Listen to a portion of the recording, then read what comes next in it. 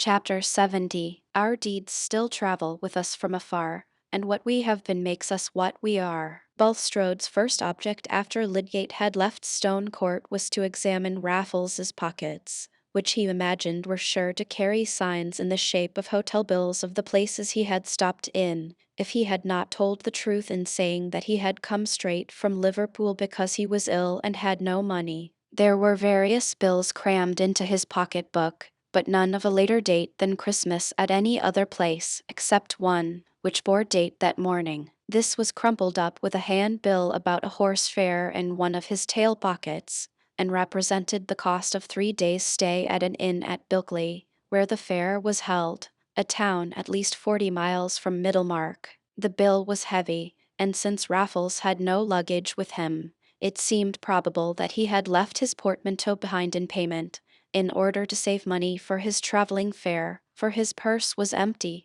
and he had only a couple of sixpences and some loose pence in his pockets. Bulstrode gathered a sense of safety from these indications, that Raffles had really kept at a distance from Middlemarch since his memorable visit at Christmas. At a distance and among people who were strangers to Bulstrode. What satisfaction could there be to Raffles's tormenting, self-magnifying vein in telling old scandalous stories about a Middlemarch banker? And what harm if he did talk? The chief point now was to keep watch over him as long as there was any danger of that intelligible raving, that unaccountable impulse to tell, which seemed to have acted towards Caleb Garth, and Bulstrode felt much anxiety lest some such impulse should come over him at the sight of Lydgate. He sat up alone with him through the night, only ordering the housekeeper to lie down in her clothes, so as to be ready when he called her, alleging his own indisposition to sleep, and his anxiety to carry out the doctor's orders. He did carry them out faithfully, although Raffles was incessantly asking for brandy, and declaring that he was sinking away, that the earth was sinking away from under him. He was restless and sleepless, but still quailing and manageable. On the offer of the food ordered by Lydgate, which he refused, and the denial of other things which he demanded, he seemed to concentrate all his terror on Bulstrode, imploringly deprecating his anger, his revenge on him by starvation, and declaring with strong oaths that he had never told any mortal a word against him. Evening this Bulstrode felt that he would not have liked Lydgate to hear, but a more alarming sign of fitful alternation in his delirium was, that in the morning twilight Raffles suddenly seemed to imagine a doctor present, addressing him and declaring that Bulstrode wanted to starve him to death out of revenge for telling, when he never had told. Bulstrode's native imperiousness and strength of determination served him well. This delicate-looking man, himself nervously perturbed, found the needed stimulus in his strenuous circumstances, and through that difficult night and morning, while he had the air of an animated corpse returned to movement without warmth, holding the mastery by its chill impassibility, his mind was intensely at work thinking of what he had to guard against and what would win him security. Whatever prayers he may lift up, whatever statements he may inwardly make of this man's wretched spiritual condition, and the duty he himself was under to submit to the punishment divinely appointed for him rather than to wish for evil to another, through all this effort to condense words into a solid mental state, there pierced and spread with irresistible vividness the images of the events he desired, and in the train of those images came their apology. He could not but see the death of Raffles, and see in it his own deliverance. What was the removal of this wretched creature? He was impenitent, but were not public criminals impenitent? Yet the law decided on their fate. Should Providence in this case award death, there was no sin in contemplating death as the desirable issue, if he kept his hands from hastening it, if he scrupulously did what was prescribed. Evening here there may be a mistake. Human prescriptions were fallible things. Lydgate had said that treatment had hastened death. Why not his own method of treatment? But of course intention was everything in the question of right and wrong, and Bulstrode set himself to keep his intention separate from his desire. He'd inwardly declared that he intended to obey orders. Why should he have got into any argument about the validity of these orders? It was only the common trick of desire, which avails itself of any irrelevant skepticism, finding larger room for itself in all uncertainty about effects, in every obscurity that looks like the absence of law. Still, he did obey the orders. His anxieties continually glanced towards Lydgate, and his remembrance of what had taken place between them the morning before was accompanied with sensibilities which had not been roused at all during the actual scene. He had then cared but little about Lydgate's painful impressions with regard to the suggested change in the hospital or about the disposition towards himself, which what he held to be his justifiable refusal of a rather exorbitant request may call forth. He recurred to the scene now with a perception that he had probably made Lydgate his enemy, and with an awakened desire to propitiate him, or rather to create in him a strong sense of personal obligation. He regretted that he had not at once made evening an unreasonable money sacrifice, for in case of unpleasant suspicions, or evening knowledge gathered from the raving of Raffles, Bulstrode would have felt that he had a defence in Lydgate's mind by having conferred a momentous benefit on him. But the regret had perhaps come too late. Strange, piteous conflict in the soul of this unhappy man, who had longed for years to be better than he was, who had taken his selfish passions into discipline and clad them in severe robes, so that he had walked with them as a devout choir, till now that a terror had risen among them, and they could chant no longer, but threw out their common cries for safety. It was nearly the middle of the day before Lydgate arrived. He had meant to come earlier,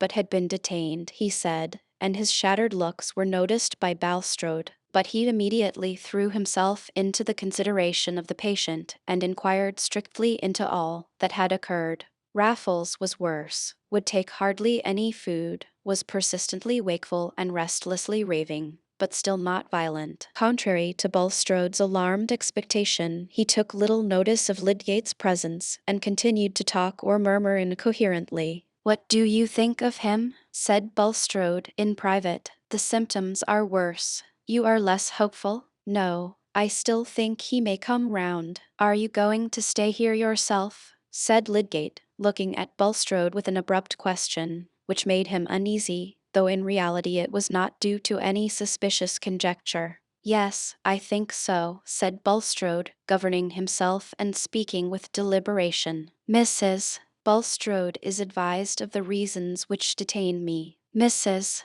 Abel and her husband are not experienced enough to be left quite alone, and this kind of responsibility is scarcely included in their service of me. You have some fresh instructions, I presume." The chief new instruction that Lydgate had to give was on the administration of extremely moderate doses of opium, in case of the sleeplessness continuing after several hours. He had taken the precaution of bringing opium in his pocket, and he gave minute directions to Bulstrode as to the doses, and the point at which they should cease. He'd insisted on the risk of not ceasing, and repeated his order that no alcohol should be given. "From what I see of the case," he ended, "narcotism is the only thing I should be much afraid of. He may wear through evening without much food. There's a good deal of strength in him. You look ill yourself, Mr. Lydgate, a most unusual, I may say unprecedented thing in my knowledge of you," said Bulstrode, showing a solicitude as unlike his indifference the day before,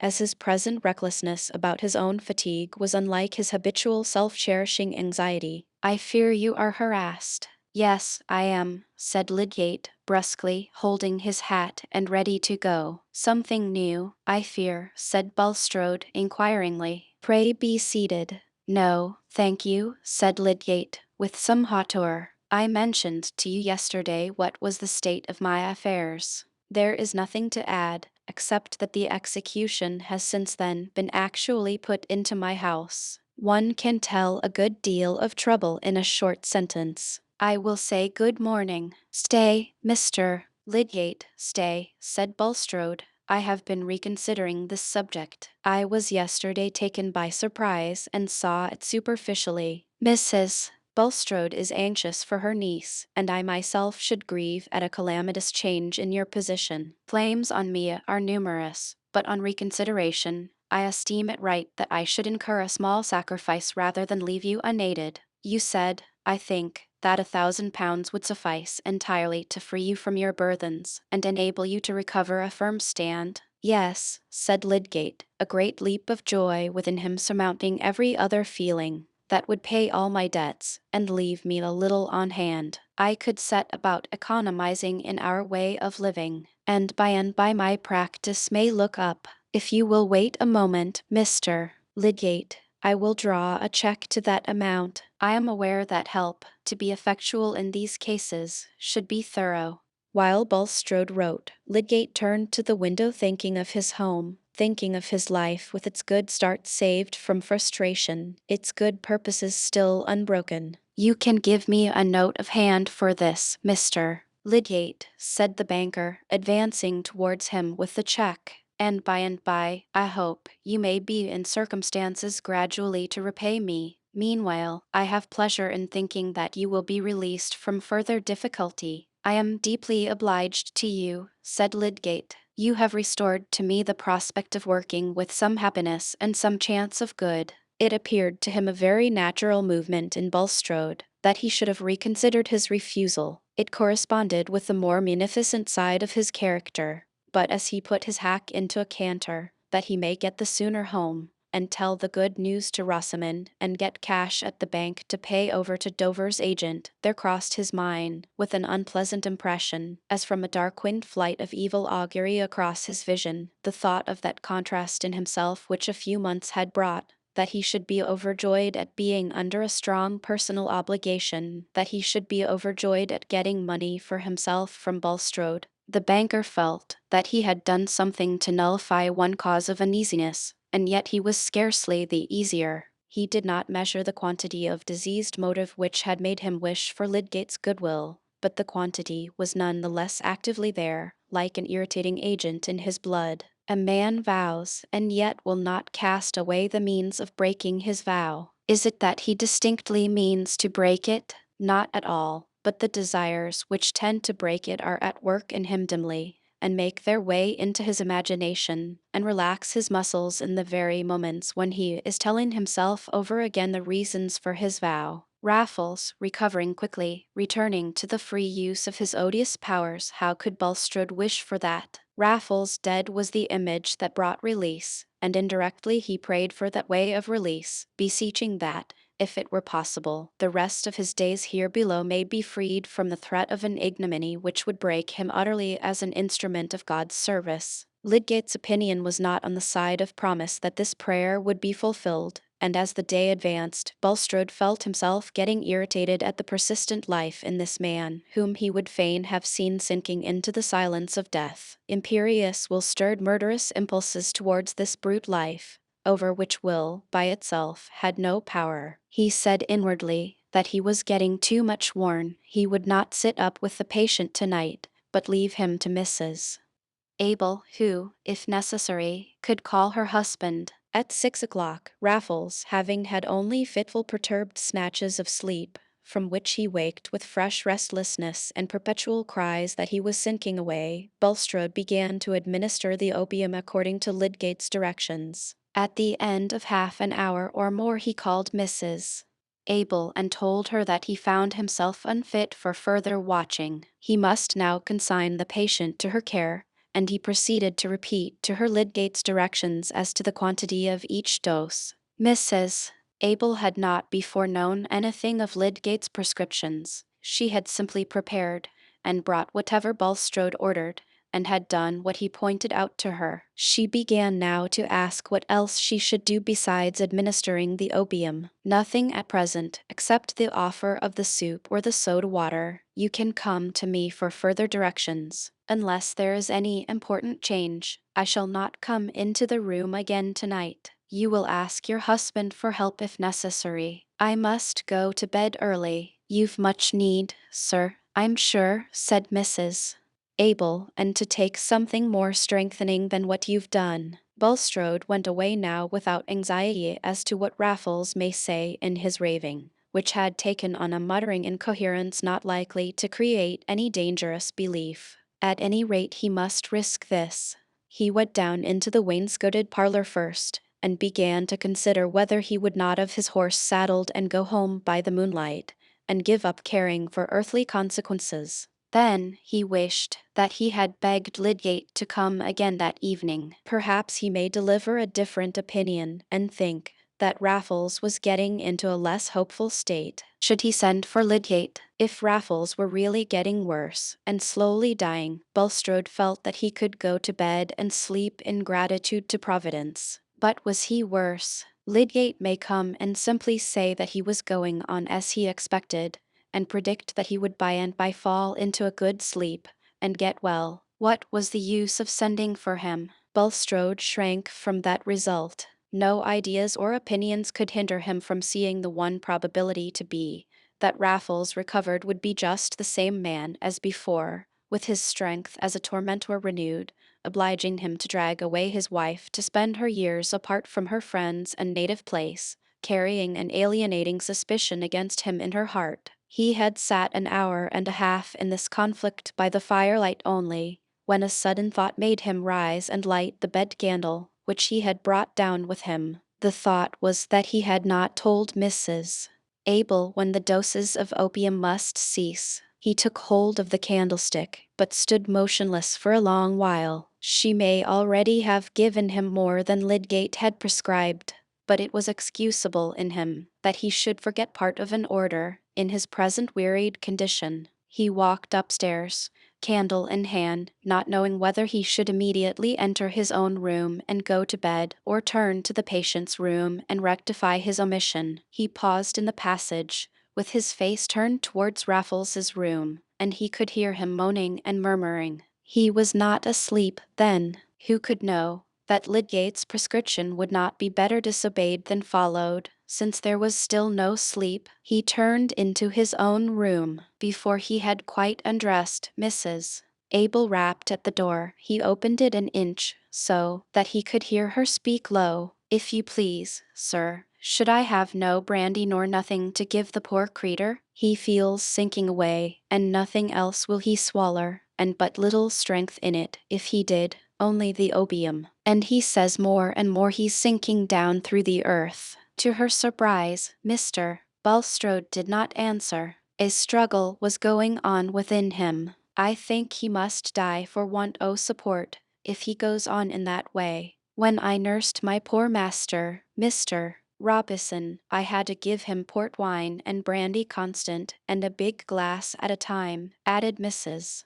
Abel, with a touch of remonstrance in her tone. But again Mr. Bulstrode did not answer immediately, and she continued, "It's not a time to spare when people are at death's door, nor would you wish it, sir, I'm sure. Else I should give him our own bottle o' rum as we keep by us. But a sitter up so as you've been, and doing everything as laid in your power." Here a key was thrust through the inch of doorway, and Mr. Bulstrode said huskily, "That is the key of the wine cooler. You will find plenty of brandy there." Early in the morning, about 6, Mr. Bulstrode rose and spent some time in prayer. Does any one suppose that private prayer is necessarily candid, necessarily goes to the roots of action? Private prayer is inaudible speech, and speech is representative. Who can represent himself just as he is, evening in his own reflections? Bulstrode had not yet unravelled in his thought the confused promptings of the last 24 hours. He listened in the passage, and could hear hard stertorous breathing.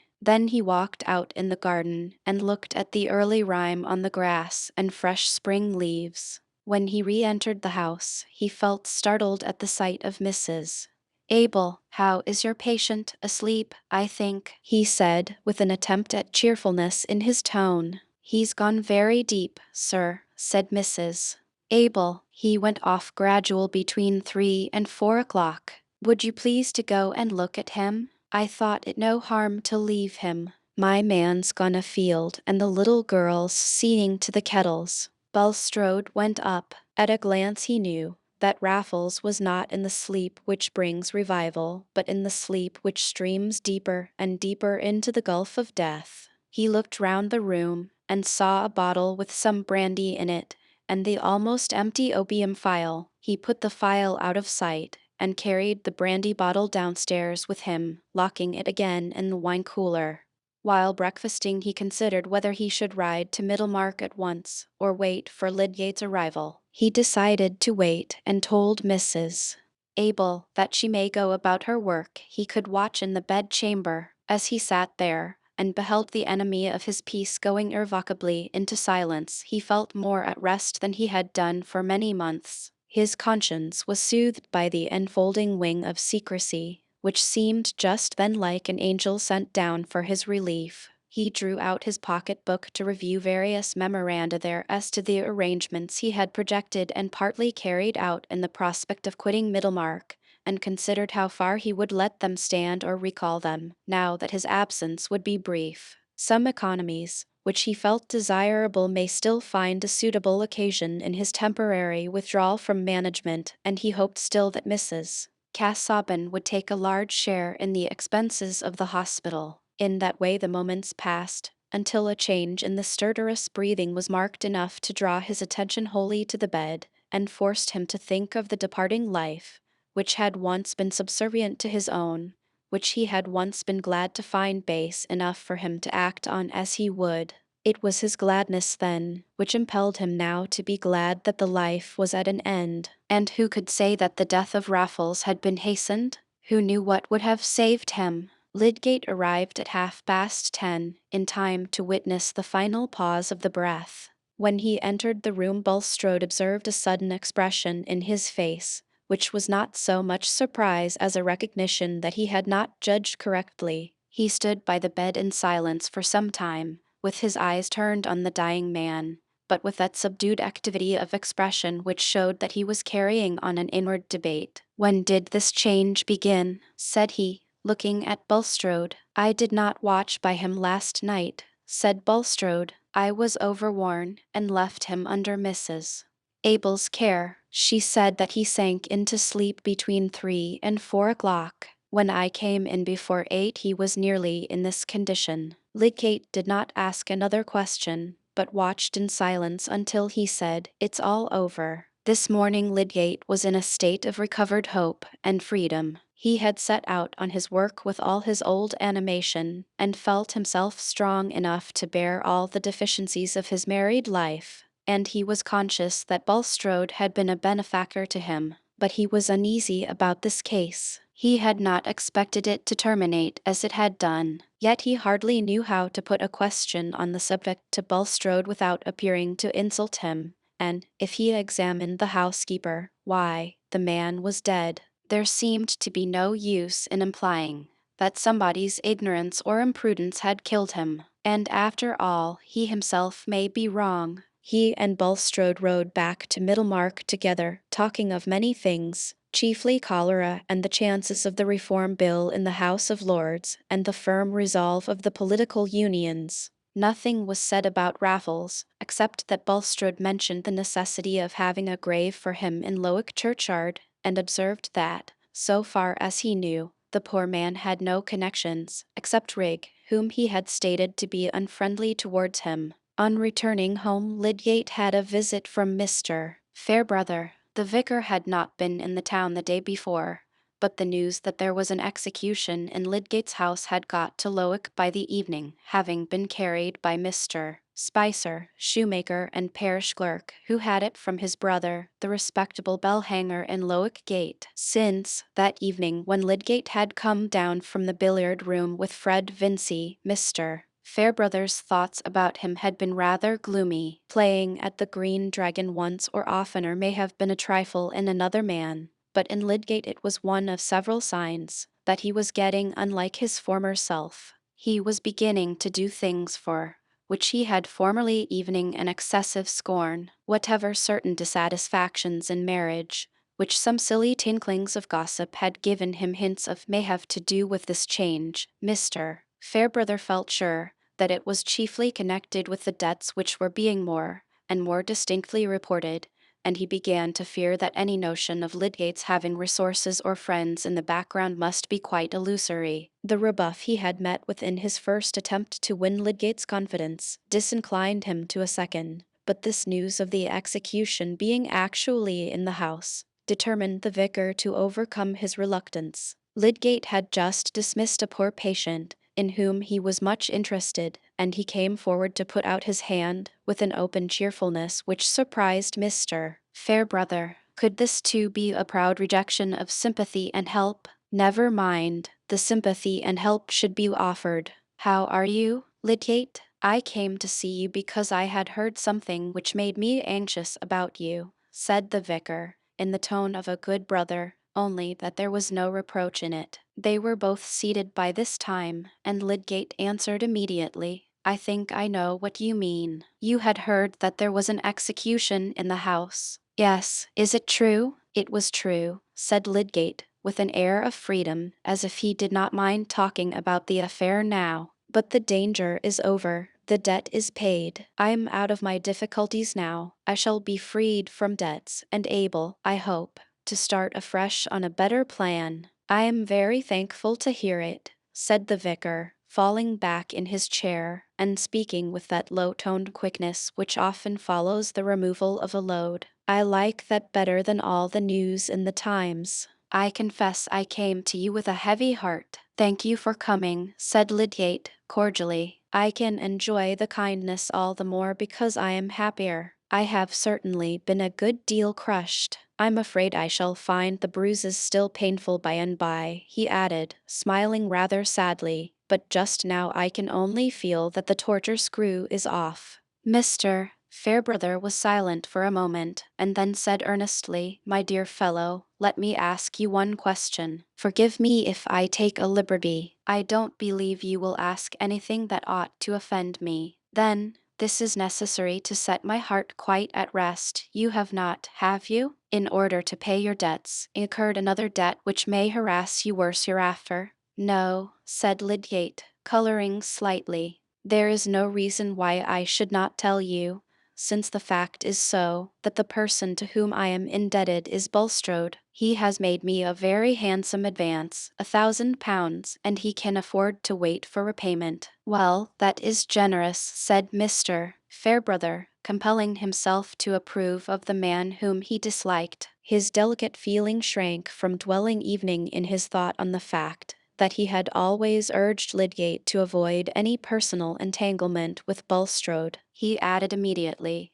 and Bulstrode must naturally feel an interest in your welfare, after you have worked with him in a way which has probably reduced your income instead of adding to it. I am glad to think that he has acted accordingly. Lydgate felt uncomfortable under these kindly suppositions. They made more distinct within him the uneasy consciousness, which had shown its first dim stirrings only a few hours before, that Bulstrode's motives for his sudden beneficence following close upon the chillest indifference may be merely selfish. He let the kindly suppositions pass. He could not tell the history of the loan, but it was more vividly present with him than ever, as well as the fact which the vicar delicately ignored, that this relation of personal indebtedness to Bulstrode was what he had once been most resolved to avoid. He began, instead of answering, to speak of his projected economies, and of his having come to look at his life from a different point of view. I shall set up a surgery, he said.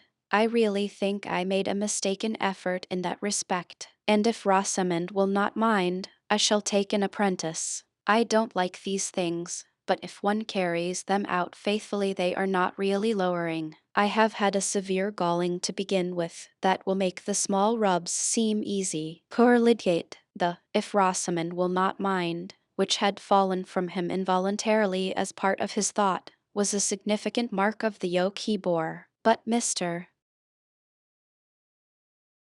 Chapter LXXI. Clown. It was in the bunch of grapes, where, truly, you have a delight to sit, have you not? Froth. I have so, because it is an open room, and good for winter. Plow. Why, very well then, I hope here be truths. Measure for measure. 5 days after the death of Raffles, Mr. Bembridge was standing at his leisure under the large archway leading into the yard of the Green Dragon. He was not fond of solitary contemplation, but he had only just come out of the house, and any human figure standing at ease under the archway in the early afternoon was as certain to attract companionship as a pigeon which has found something worth pecking at. In this case there was no material object to feed upon, but the eye of reason saw a probability of mental sustenance in the shape of gossip. Mr. Hopkins, the meek-mannered draper opposite, was the first to act on this inward vision, being the more ambitious of a little masculine talk because his customers were chiefly women.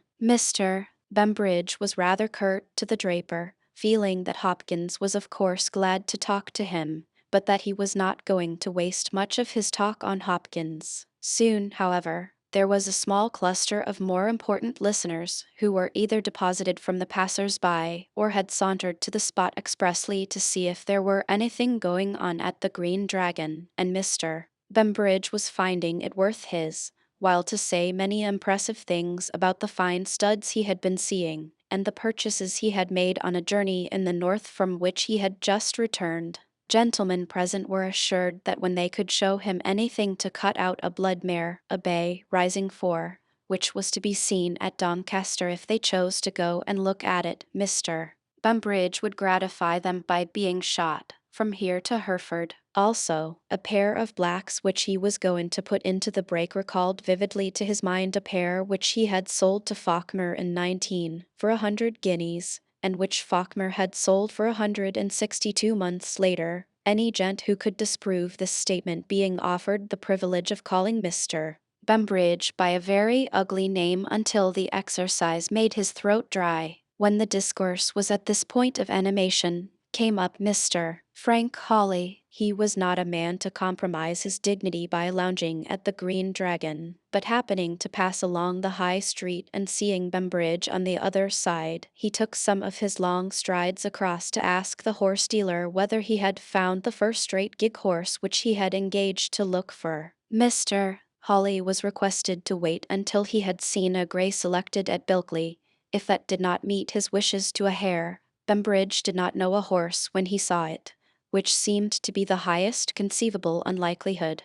Mr. Hawley, standing with his back to the street, was fixing a time for looking at the grey and seeing it tried, when a horseman passed slowly by. Bulstrode, said 2 or 3 voices at once in a low tone, one of them, which was the draper's, respectfully prefixing the Mr., but nobody having more intention in this interjectural naming than if they had said the Riverston coach, when that vehicle appeared in the distance. Mr. Hawley gave a careless glance round at Bulstrode's back, but as Bembridge's eyes followed it he made a sarcastic grimace. "By jingo, that reminds me," he began, lowering his voice a little. "I picked up something else at Bilkley besides your gig horse, Mr. Hawley. I picked up a fine story about Bulstrode. Do you know how he came by his fortune? Any gentleman wanting a bit of curious information, I can give it him free of expense. If everybody got their deserts, Bulstrode may have had to say his prayers at Botany Bay." "What do you mean?" said Mr. Hawley, thrusting his hands into his pockets and pushing a little forward under the archway. If Bulstrode should turn out to be a rascal, Frank Hawley had a prophetic soul. I had it from a party who was an old chum of Bulstrode's. "I'll tell you where I first picked him up," said Bembridge, with a sudden gesture of his forefinger. "He was at Larcher's sale, but I knew nothing of him then. He slipped through my fingers, was after Bulstrode, no doubt. He tells me he can tap Bulstrode to any amount, knows all his secrets. However, he blabbed to me at Bilkley, he takes a stiff glass. Damn if I think he meant to turn king's evidence. But he's that sort of bragging fellow, the bragging runs over hedge and ditch with him, till he'd brag of a spavin as if it 'ud fetch money. A man should know when to pull up." Mr. Bembridge made this remark with an air of disgust, satisfied that his own bragging showed a fine sense of the marketable. "What's the man's name? Where can he be found?" said Mr. Hawley. "As to where he is to be found, I left him to it at the Saracen's Head, but his name is Raffles." "Raffles!" exclaimed Mr. Hopkins. "I furnished his funeral yesterday. He was buried at Lowick." Mr. Bulstrode followed him. A very decent funeral. There was a strong sensation among the listeners. Mr. Bembridge gave an ejaculation in which brimstone was the mildest word, and Mr. Hawley, knitting his brows and bending his head forward, exclaimed, "What? Where did the man die?" "At Stone Court," said the draper. "The housekeeper said he was a relation of the master's." He came there ill on Friday. Why, it was on Wednesday I took a glass with him, interposed Bembridge. Did any doctor attend him? Said Mr. Hawley. Yes. Mr. Lydgate. Mr. Bulstrode sat up with him one night. He died the third morning. Go on, Bembridge, said Mr. Hawley, insistently. What did this fellow say about Bulstrode? The group had already become larger, the town clerk's presence being a guarantee that something worth listening to was going on there, and Mr. Bembridge delivered his narrative in the hearing of 7. It was mainly what we know, including the fact about Ladislaw, with some local color and circumstance added. It was what Bulstrode had dreaded the betrayal of, and hoped to have buried forever with the corpse of Raffles. It was that haunting ghost of his earlier life which, as he rode past the archway of the Green Dragon, he was trusting that Providence had delivered him from. Yes, Providence. He had not confessed to himself yet that he had done anything in the way of contrivance to this end. He had accepted what seemed to have been offered. It was impossible to prove that he had done anything which hastened the departure of that man's soul. But this gossip about Bulstrode spread through Middlemarch like the smell of fire. Mr. Frank Hawley followed up his information by sending a clerk whom he could trust to Stone Court on a pretext of inquiring about Hay, but really to gather all that could be learned about Raffles and his illness from Mrs. Abel. In this way it came to his knowledge that Mr. Garth had carried the man to Stone Court in his gig, and Mr. Hawley in consequence took an opportunity of seeing Caleb, calling at his office to ask whether he had time to undertake an arbitration if it were required, and then asking him incidentally about Raffles. Caleb was betrayed into no word injurious to Bulstrode beyond the fact, which he was forced to admit, that he had given up acting for him within the last week. Mr. Hawley drew his inferences, and feeling convinced that Raffles had told his story to Garth, and that Garth had given up Bulstrode's affairs in consequence, said so a few hours later to Mr. Toller. The statement was passed on until it had quite lost the stamp of an inference, and was taken as information coming straight from Garth, so that evening a diligent historian may have concluded Caleb to be the chief publisher of Bulstrode's misdemeanors. Mr. Hawley was not slow to perceive that there was no handle for the law either in the revelations made by Raffles or in the circumstances of his death. He had himself ridden to Lowick village, that he may look at the register and talk over the whole matter with Mr. Fairbrother, who was not more surprised than the lawyer that an ugly secret should have come to light about Bulstrode, though he had always had justice enough in him to hinder his antipathy from turning into conclusions. But while they were talking, another combination was silently going forward in Mr. Fairbrother's mind, which foreshadowed what was soon to be loudly spoken of in Middlemarch as a necessary putting of two and two together. With the reasons which kept Bulstrode in dread of Raffles, there flashed the thought that the dread may have something to do with his munificence towards his medical man, and though he resisted the suggestion that it had been consciously accepted in any way as a bribe, he had a foreboding that this complication of things may be of malignant effect on Lydgate's reputation. He perceived that Mr. Hawley knew nothing at present of the sudden relief from debt, and he himself was careful to glide away from all approaches towards the subject. Well, he said, with a deep breath, wanting to wind up the illimitable discussion of what may have been, though nothing could be legally proven, it is a strange story. So our mercurial Ladislaw has a queer genealogy. A high-spirited young lady and a musical Polish patriot made a likely enough stock for him to spring from.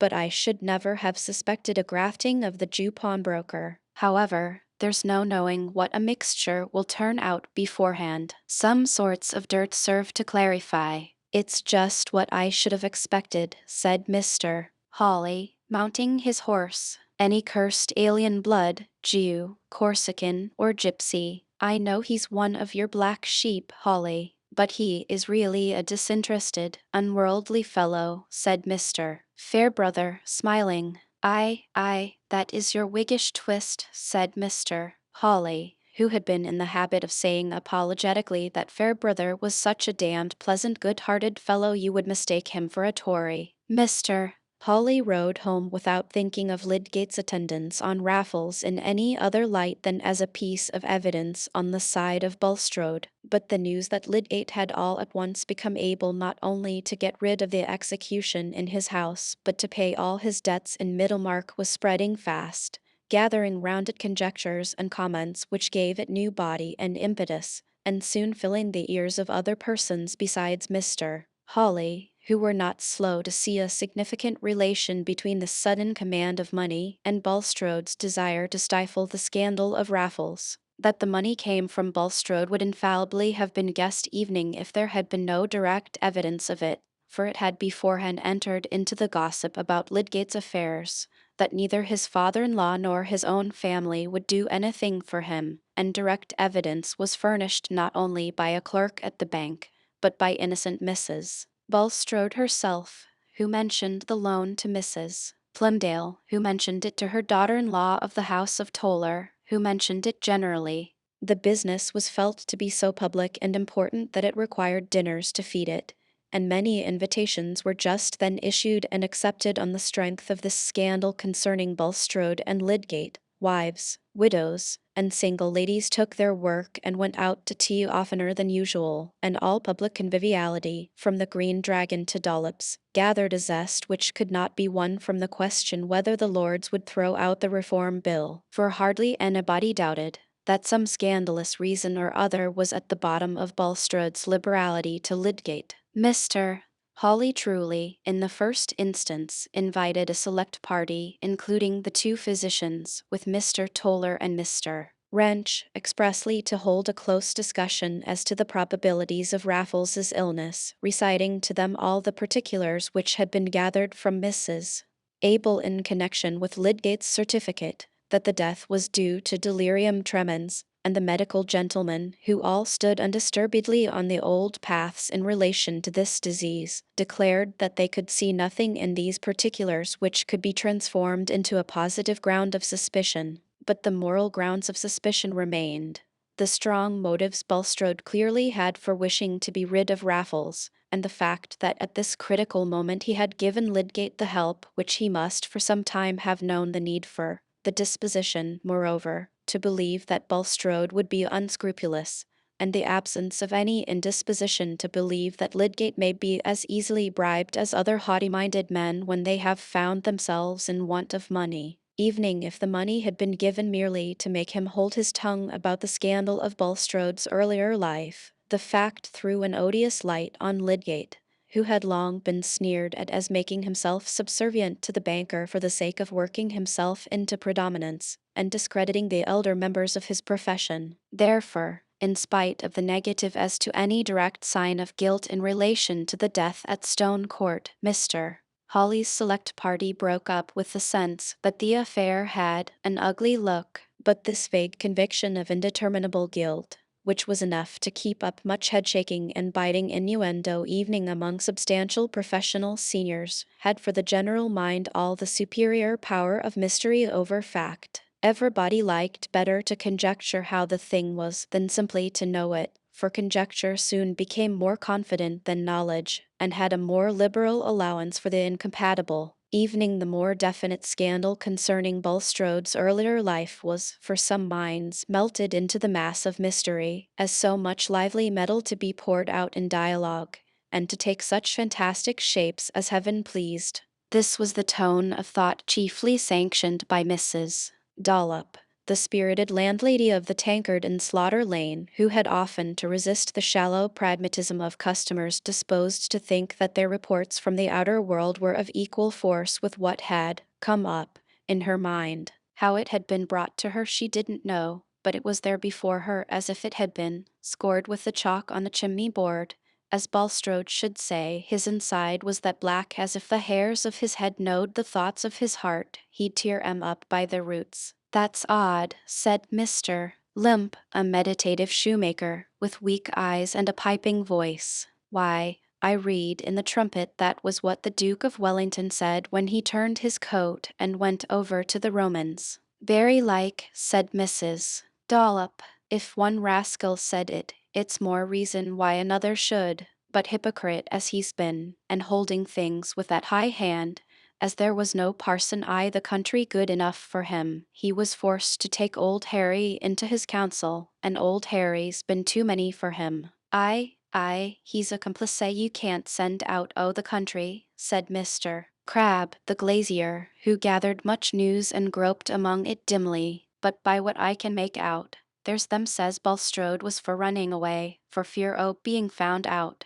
before now. He'll be drove away, whether or no, said Mr. Dill, the barber, who had just dropped in. I shaved Fletcher, Hawley's clerk, this morning. He's got a bad finger, and he says they're all of one mind to get rid of Bulstrode. Mr. The Siger is turned against him, and wants him out o' the parish. And there's gentlemen in this town says they'd as soon dine with a fellow from the hulks, and a deal sooner I would, says Fletcher, for what's more against one's stomach than a man coming and making himself bad company with his religion, and giving out as the 10 Commandments are not enough for him, and all the while he's worse than half the men at the treadmill. Fletcher said so himself.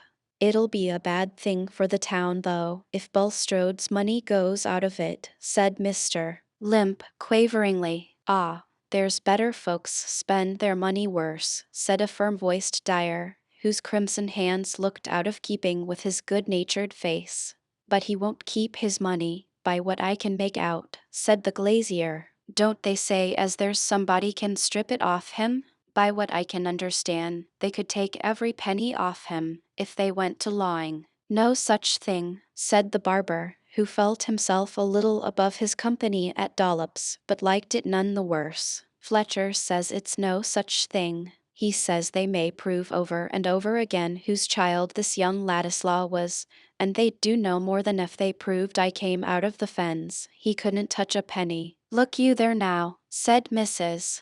Dollop, indignantly. I thank the Lord he took my children to himself, if that's all the law can do for the motherless. Then by that, it's o' no use who your father and mother is. But as to listening to what one lawyer says without asking another, I wonder at a man o' your cleverness, Mr.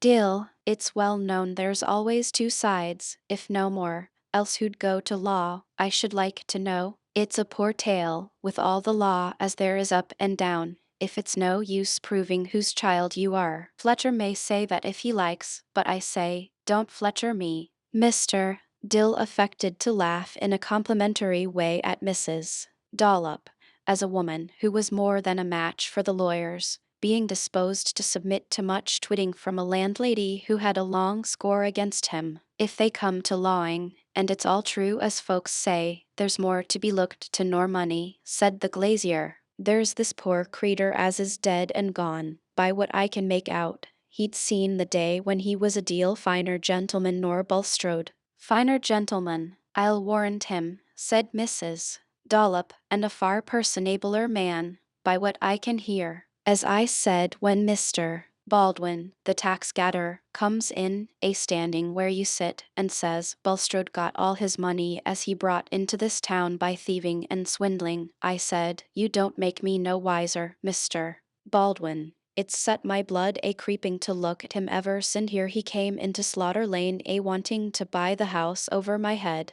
Folks don't look the color o' the dough tub and stare at you as if they wanted to see it into your backbone for nothink. That was what I said, and Mr. Baldwin can bear me witness. And in the rights of it too, said Mr. Crabbe, for by what I can make out, this Raffles, as they call him, was a lusty, fresh-coloured man as you'd wish to see, and the best o' company, though dead he lies in Lowick churchyard sure enough. And by what I can understand, there's them knows more than they should know about how he got there. I'll believe you, said Mrs. Dollop, with a touch of scorn at Mr. Crabbe's apparent dimness. When a man's been ticed to a lone house, and there's them can pay for hospitals and nurses for half the countryside choose to be sitters up night and day, and nobody to come near but a doctor as is known to stick at nothink, and as poor as he can hang together, and after that so flush o' money as he can pay off Mr. Biles the butcher as his bill has been running on for the best o' joints since last Michaelmas was a 12 a month. I don't want anybody to come and tell me as there's been more going on nor the prayer book's got a service for. I don't want to stand winking and blinking and thinking. Mrs. Dollop looked round with the air of a landlady accustomed to dominate her company. There was a chorus of adhesion from the more courageous, but Mr. Limp, after taking a draught, placed his flat hands together and pressed them hard between his knees, looking down at them with blear-eyed contemplation, as if the scorching power of Mrs. Dollop's speech had quite dried up and nullified his wits until they could be brought round again by further moisture. Why shouldn't they dig the man up and have the crowner? Said the dyer. It's been done many and many's the time. If there's been foul play they may find it out. Not they, Mr. Jonas, said Mrs. Dollop emphatically. I know what doctors are.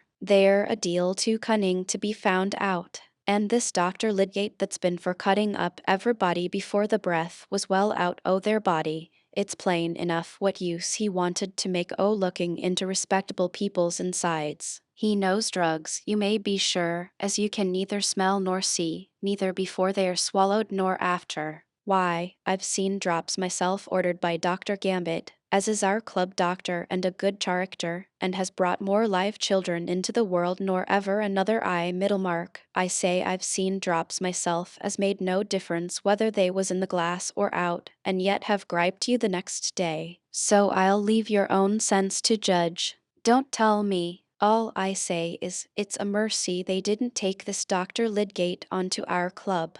There's many a mother's child may ha' rued it. The heads of this discussion at Dollop's had been the common theme among all classes in the town, had been carried to Lowick Parsonage on one side and to Tipton Grange on the other, had come fully to the ears of the Vincey family, and had been discussed with sad reference to poor Harriet by all Mrs. Bulstrode's friends, before Lydgate knew distinctly why people were looking strangely at him, and before Bulstrode himself suspected the betrayal of his secrets. He had not been accustomed to very cordial relations with his neighbors, and therefore he could not miss the signs of cordiality. Moreover, he had been taking journeys on business of various kinds, having now made up his mind that he need not quit Middlemarch, and feeling able consequently to determine on matters which he had before left in suspense. We will make a journey to Cheltenham in the course of a month or two, he had said to his wife. There are great spiritual advantages to be had in that town along with the air and the waters, and 6 weeks there will be eminently refreshing to us. He really believed in the spiritual advantages, and meant that his life henceforth should be the more devoted because of those later sins which he represented to himself as hypothetic, praying hypothetically for their pardon, if I have here transgressed. As to the hospital, he avoided saying anything further to Lydgate, fearing to manifest a too sudden change of plans immediately on the death of Raffles. In his secret soul he believed that Lydgate suspected his orders to have been intentionally disobeyed, and suspecting this he must also suspect a motive. But nothing had been betrayed to him as to the history of Raffles, and Bulstrode was anxious not to do anything which would give emphasis to his undefined suspicions. As to any certainty that a particular method of treatment would either save or kill, Lydgate himself was constantly arguing against such dogmatism. He had no right to speak, and he had every motive for being silent, therefore Bulstrode felt himself providentially secured. The only incident he had strongly winced under had been an occasional encounter with Caleb Garth, who, however, had raised his hat with mild gravity. Meanwhile, on the part of the principal townsmen a strong determination was growing against him. A meeting was to be held in the town hall on a sanitary question, which had risen into pressing importance by the occurrence of a cholera case in the town. Since the Act of Parliament, which had been hurriedly passed, authorizing assessments for sanitary measures, there had been a board for the superintendence of such measures appointed in Middlemarch, and much cleansing and preparation had been concurred in by Whigs and Tories. The question now was whether a piece of ground outside the town should be secured as a burial ground by means of assessment or by private subscription. The meeting was to be open, and almost everybody of importance in the town was expected to be there. Mr. Bulstrode was a member of the board, and just before 12 o'clock he started from the bank with the intention of urging the plan of private subscription. Under the hesitation of his projects, he had for some time kept himself in the background, and he felt that he should this morning resume his old position as a man of action and influence in the public affairs of the town where he expected to end his days. Among the various persons going in the same direction, he saw Lydgate. They joined, talked over the object of the meeting, and entered it together. It seemed that everybody of mark had been earlier than they, but there were still spaces left near the head of the large central table, and they made their way there. Mr. Fairbrother sat opposite, not far from Mr. Hawley. All the medical men were there. Mr. The Siger was in the chair, and Mr. Brooke of Tipton was on his right hand. Lydgate noticed a peculiar interchange of glances when he and Bulstrode took their seats, after the business had been fully opened by the chairman, who pointed out the advantages of purchasing by subscription a piece of ground large enough to be ultimately used as a general cemetery. Mr. Bulstrode, whose rather high-pitched but subdued and fluent voice the town was used to at meetings of this sort, rose and asked leave to deliver his opinion. Lydgate could see again the peculiar interchange of glances before Mr. Hawley started up, and said in his firm resonant voice, "Mr. Chairman, I request that before any one delivers his opinion on this point I may be permitted to speak on a question of public feeling, which not only by myself, but by many gentlemen present, is regarded as preliminary." Mr. Hawley's mode of speech, evening when public decorum repressed his awful language, was formidable in its curtness and self-possession. Mr. The Siger sanctioned the request. Mr. Bulstrode sat down, and Mr.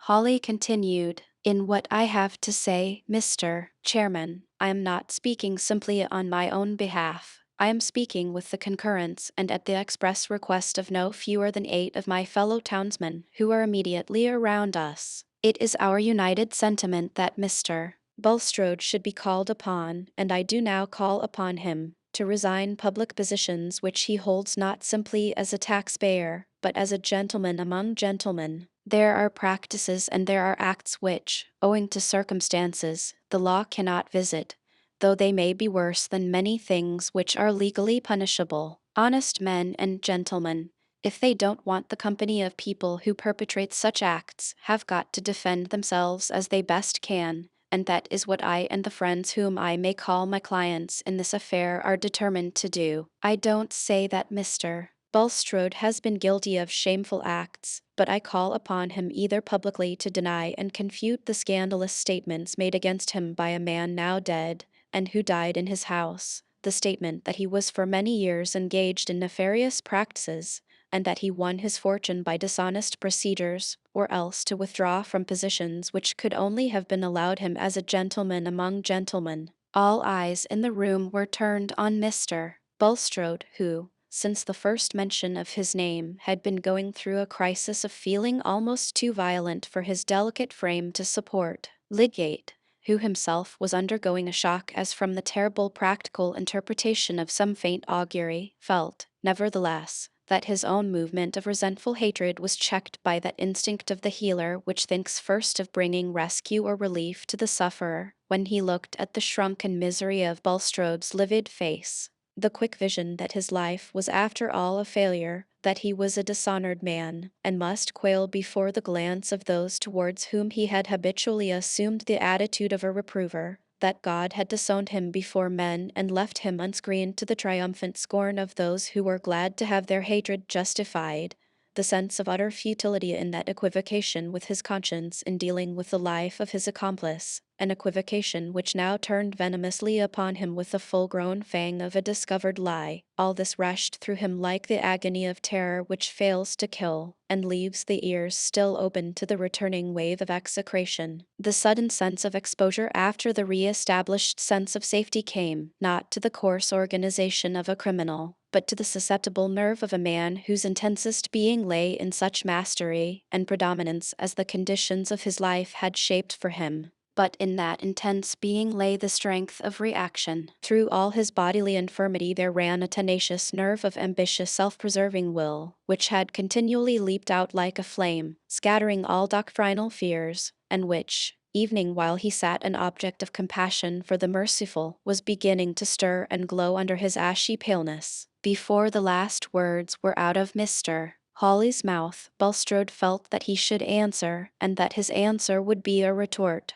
He dared not get up and say, "I am not guilty, the whole story is false." Even if he had dared this, it would have seemed to him, under his present keen sense of betrayal, as vain as to pull, for covering to his nakedness, a frail rag which would rend at every little strain. For a few moments there was total silence, while every man in the room was looking at Bulstrode. He sat perfectly still, leaning hard against the back of his chair. He could not venture to rise, and when he began to speak he pressed his hands upon the seat on each side of him. But his voice was perfectly audible, though hoarser than usual, and his words were distinctly pronounced, though he paused between sentence as if short of breath. He said, turning first toward Mr. the Siger, and then looking at Mr. Hawley, "I protest before you, sir, as a Christian minister, against the sanction of proceedings towards me which are dictated by virulent hatred. Those who are hostile to me are glad to believe any libel uttered by a loose tongue against me, and their consciences become strict against me. Say that the evil speaking of which I am to be made the victim accuses me of malpractices." Here Bulstrode's voice rose, and took on a more biting accent, till it seemed a low cry, "Who shall be my accuser? Not men whose own lives are unchristian, no, scandalous, not men who themselves use low instruments to carry out their ends, whose profession is a tissue of chicanery, who have been spending their income on their own sensual enjoyments, while I have been devoting mine to advance the best objects with regard to this life and the next." After the word chicanery there was a growing noise, half of murmurs and half of hisses, while 4 persons started up at once: Mr. Hawley, Mr. Toller, Mr. Chichley, and Mr. Hackbutt. But Mr. Hawley's outburst was instantaneous, and left the others behind in silence. "If you mean me, sir, I call you and every one else to the inspection of my professional life. As to Christian or unchristian, I repudiate your canting, palavering Christianity, and as to the way in which I spend my income, it is not my principle to maintain thieves and cheat offspring of their due inheritance in order to support religion and set myself up as a saintly killjoy. I affect no niceness of conscience. I have not found any nice standards necessary yet to measure your actions by, sir. And I again call upon you to enter into satisfactory explanations concerning the scandals against you, or else to withdraw from posts in which we at any rate decline you as a colleague. I say, sir, we decline to cooperate with a man whose character is not cleared from infamous lights cast upon it, not only by reports but by recent actions." "Allow me, Mr. Hawley," said the chairman, and Mr. Hawley, still fuming, bowed half impatiently and sat down with his hands thrust deep in his pockets. "Mr. Bulstrode, it is not desirable, I think, to prolong the present discussion," said Mr. the Siger, turning to the pallid trembling man. "I must so far concur with what has fallen from Mr. Hawley in expression of a general feeling, as to think it due to your Christian profession that you should clear yourself, if possible, from unhappy aspersions. I for my part should be willing to give you full opportunity and hearing. But I must say that your present attitude is painfully inconsistent with those principles which you have sought to identify yourself with, and for the honor of which I am bound to care. I recommend you at present, as your clergyman, and one who hopes for your reinstatement in respect, to quit the room, and avoid further hindrance to business." Bulstrode, after a moment's hesitation, took his hat from the floor and slowly rose, but he grasped the corner of the chair so totteringly that Lydgate felt sure there was not strength enough in him to walk away without support. What could he do? He could not see a man sink close to him for want of help.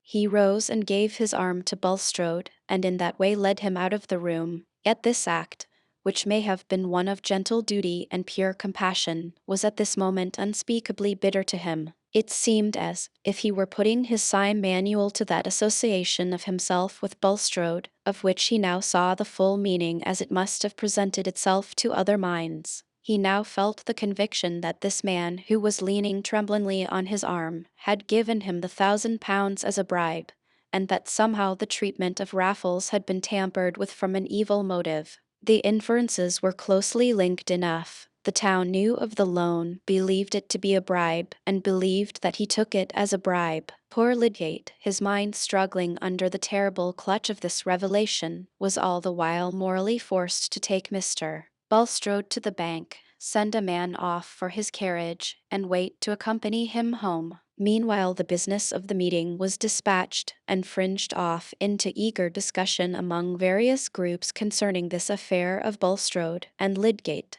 Mr. Brooke, who had before heard only imperfect hints of it, and was very uneasy that he had gone a little too far in countenancing Bulstrode, now got himself fully informed, and felt some benevolent sadness in talking to Mr. Fairbrother about the ugly light in which Lydgate had come to be regarded. Mr. Fairbrother was going to walk back to Lowick. "Step into my carriage," said Mr. Brooke. "I am going round to see Mrs. Casaubon. She was to come back from Yorkshire last night. She will like to see me, you know." So they drove along, Mr. Brooke chatting with good-natured hope that there had not really been anything black in Lydgate's behaviour, a young fellow whom he had seen to be quite above the common mark when he brought a letter from his uncle Sir Godwin. Mr. Fairbrother said little. He was deeply mournful, with a keen perception of human weakness. He could not be confident that under the pressure of humiliating needs Lydgate had not fallen below himself.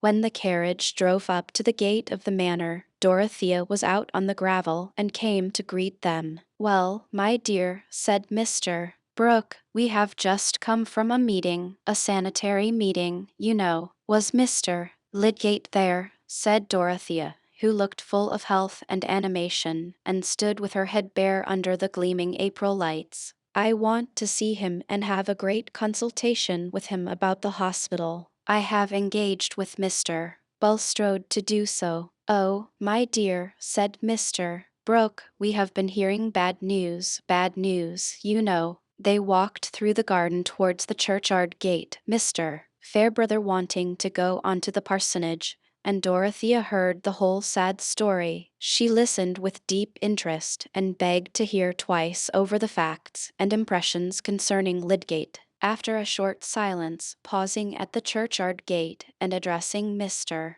Fairbrother, she said energetically, "You don't believe that Mr. Lydgate is guilty of anything base?" "I will not believe it." Chapter Alexidai. Full souls are double mirrors, making still an endless vista of fair things before, repeating things behind. Dorothea's impetuous generosity, which would have leaped at once to the vindication of Lydgate from the suspicion of having accepted money as a bribe, underwent a melancholy check when she came to consider all the circumstances of the case by the light of Mr. Fairbrother's experience. "It is a delicate matter to touch," he said. "How can we begin to inquire into it? It must be either publicly by setting the magistrate and coroner to work, or privately by questioning Lydgate. As to the first proceeding there is no solid ground to go upon, else Hawley would have adopted it, and as to opening the subject with Lydgate, I confess I should shrink from it. He would probably take it as a deadly insult. I have more than once experienced the difficulty of speaking to him on personal matters, and one should know the truth about his conduct beforehand to feel very confident of a good result. I feel convinced that his conduct has not been guilty. I believe that people are almost always better than their neighbors think they are," said Dorothea. Some of her intensest experience in the last 2 years had set her mind strongly in opposition to any unfavorable construction of others, and for the first time she felt rather discontented with Mr. Fairbrother. She disliked this cautious weighing of consequences, instead of an ardent faith in efforts of justice and mercy, which would conquer by their emotional force. 2 days afterwards, he was dining at the manor with her uncle and the Chethams, and when the dessert was standing uneaten, the servants were out of the room, and Mr.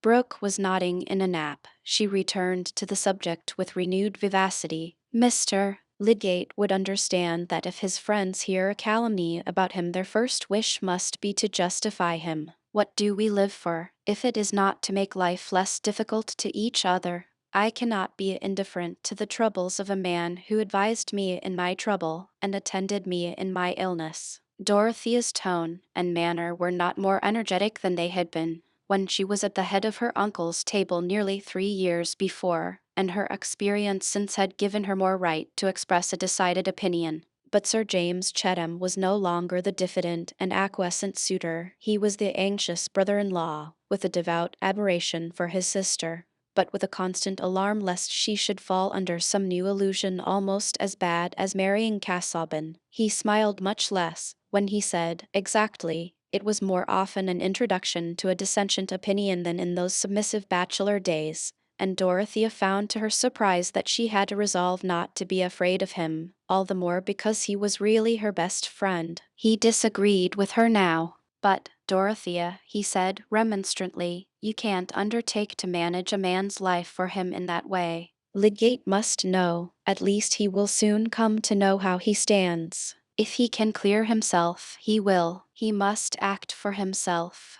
I think his friends must wait till they find an opportunity, added Mr. Fairbrother. It is possible. I have often felt so much weakness in myself that I can conceive even a man of honorable disposition, such as I have always believed Lydgate to be, succumbing to such a temptation as that of accepting money which was offered more or less indirectly as a bribe to ensure his silence about scandalous facts long gone by. I say, I can conceive this, if he were under the pressure of hard circumstances. If he had been harassed as I feel sure Lydgate has been, I would not believe anything worse of him except under stringent proof. But there is the terrible nemesis following on some errors, that it is always possible for those who like it to interpret them into a crime. There is no proof in favor of the man outside his own consciousness and assertion. Oh, how cruel, said Dorothea, clasping her hands. And would you not like to be the one person who believed in that man's innocence, if the rest of the world belied him? Besides, there is a man's character beforehand to speak for him.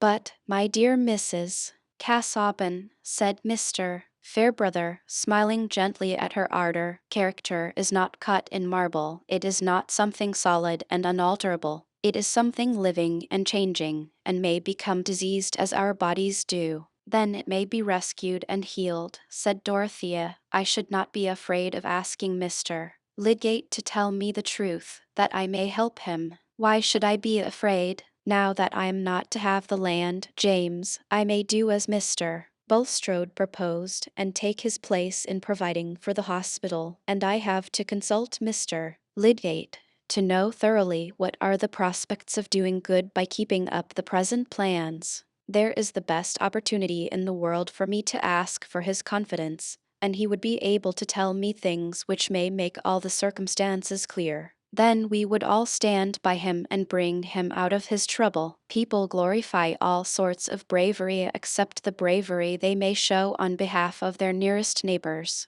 Dorothea's eyes had a moist brightness in them, and the changed tones of her voice roused her uncle, who began to listen. It is true that a woman may venture on some efforts of sympathy which would hardly succeed if we men undertook them, said Mr. Fairbrother, almost converted by Dorothea's ardor. Surely, a woman is bound to be cautious and listen to those who know the world better than she does, said Sir James, with his little frown. Whatever you do in the end, Dorothea, you should really keep back at present, and not volunteer any meddling with this Bulstrode business. We don't know yet what may turn up. You must agree with me, he ended, looking at Mr. Fairbrother. I do think it would be better to wait, said the latter. Yes, yes, my dear, said Mr. Brooke, not quite knowing at what point the discussion had arrived, but coming up to it with a contribution which was generally appropriate. It is easy to go too far, you know. You must not let your ideas run away with you. And as to being in a hurry to put money into schemes, it won't do, you know.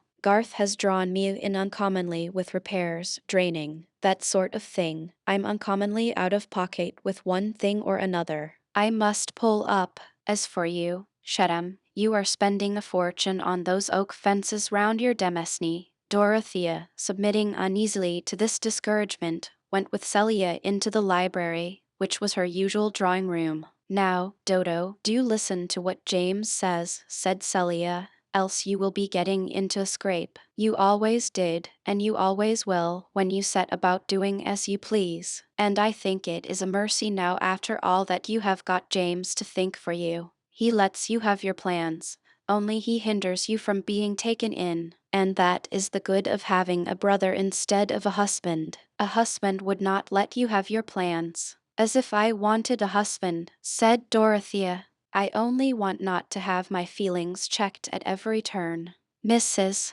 Casaubon was still undisciplined enough to burst into angry tears. "Now, really, Dodo," said Celia, with rather a deeper guttural than usual, "you are contradictory. First one thing and then another. You used to submit to Mr. Casaubon quite shamefully. I think you would have given up ever coming to see me if he had asked you." "Of course I submitted to him, because it was my duty. It was my feeling for him," said Dorothea, looking through the prism of her tears. "Then why can't you think it your duty to submit a little to what James wishes?" said Celia, with a sense of stringency in her argument. "Because he only wishes what is for your own good. And, of course, men know best about everything, except what women know better." Dorothea laughed and forgot her tears. "Well, I mean about babies and those things," explained Celia. "I should not give up to James when I knew he was wrong, as you used to do to Mr. Chapter Alexei. Pity the laden one. This wandering woe may visit you and me. When Lydgate had allayed Mrs. Bulstrode's anxiety by telling her that her husband had been seized with faintness at the meeting, but that he trusted soon to see him better and would call again the next day, unless she sent for him earlier, he went directly home, got on his horse, and rode 3 miles out of the town for the sake of being out of reach. He felt himself becoming violent and unreasonable, as if raging under the pain of stings. He was ready to curse the day on which he had come to Middlemarch. Everything that had happened to him there seemed a mere preparation for this hateful fatality, which had come as a blight on his honorable ambition, and must make evening people who had only vulgar standards regard his reputation as irrevocably damaged. In such moments a man can hardly escape being unloving. Lydgate thought of himself as the sufferer and of others as the agents who had injured his lot. He had meant everything to turn out differently, and others had thrust themselves into his life and thwarted his purposes. His marriage seemed an unmitigated calamity, and he was afraid of going to Rosamond before he had vented himself in this solitary rage, lest the mere sight of her should exasperate him and make him behave unwarrantably. There are episodes in most men's lives in which their highest qualities can only cast a deterrent shadow over the objects that fill their inward vision. Lydgate's tender-heartedness was present just then only as a dread lest he should offend against it, not as an emotion that swayed him to tenderness, for he was very miserable. Only those who know the supremacy of the intellectual life, the life which has a seed of ennobling thought and purpose within it, can understand the grief of one who falls from that serene activity into the absorbing soul-wasting struggle with worldly annoyances. How was he to live on without vindicating himself among people who suspected him of baseness? How could he go silently away from Middlemarch as if he were retreating before a just condemnation? And yet how was he to set about vindicating himself?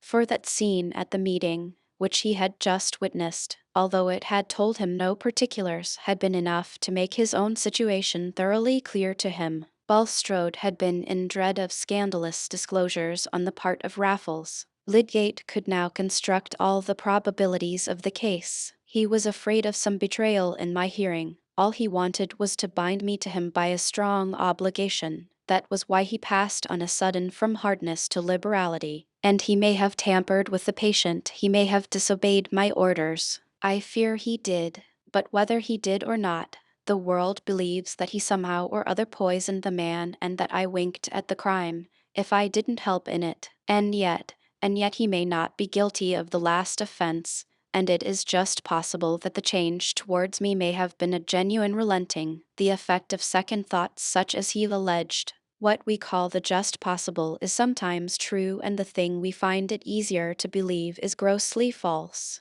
In his last dealings with this man, Bulstrode may have kept his hands pure, in spite of my suspicion to the contrary. There was a benumbing cruelty in his position.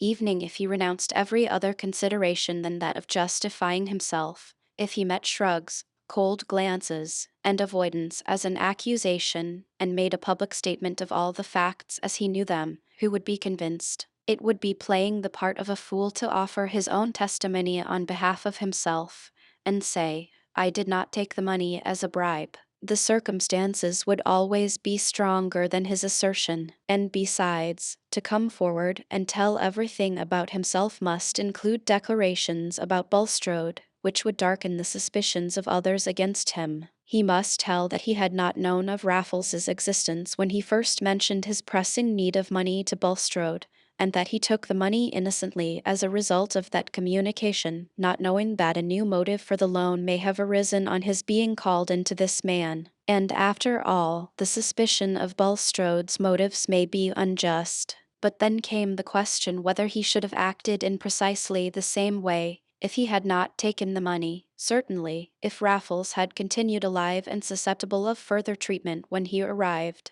and he had then imagined any disobedience to his orders on the part of Bulstrode, he would have made a strict inquiry, and if his conjecture had been verified he would have thrown up the case, in spite of his recent heavy obligation. But if he had not received any money, if Bulstrode had never revoked his cold recommendation of bankruptcy, would he, Lydgate, have abstained from all inquiry evening on finding the man dead? Would the shrinking from an insult to Bulstrode, would the dubiousness of all medical treatment, and the argument that his own treatment would pass for the wrong with most members of his profession, have had just the same force or significance with him? That was the uneasy corner of Lydgate's consciousness, while he was reviewing the facts, and resisting all reproach. If he had been independent, this matter of a patient's treatment and the distinct rule that he must do or see done that which he believed best for the life committed to him, would have been the point on which he would have been the sturdiest.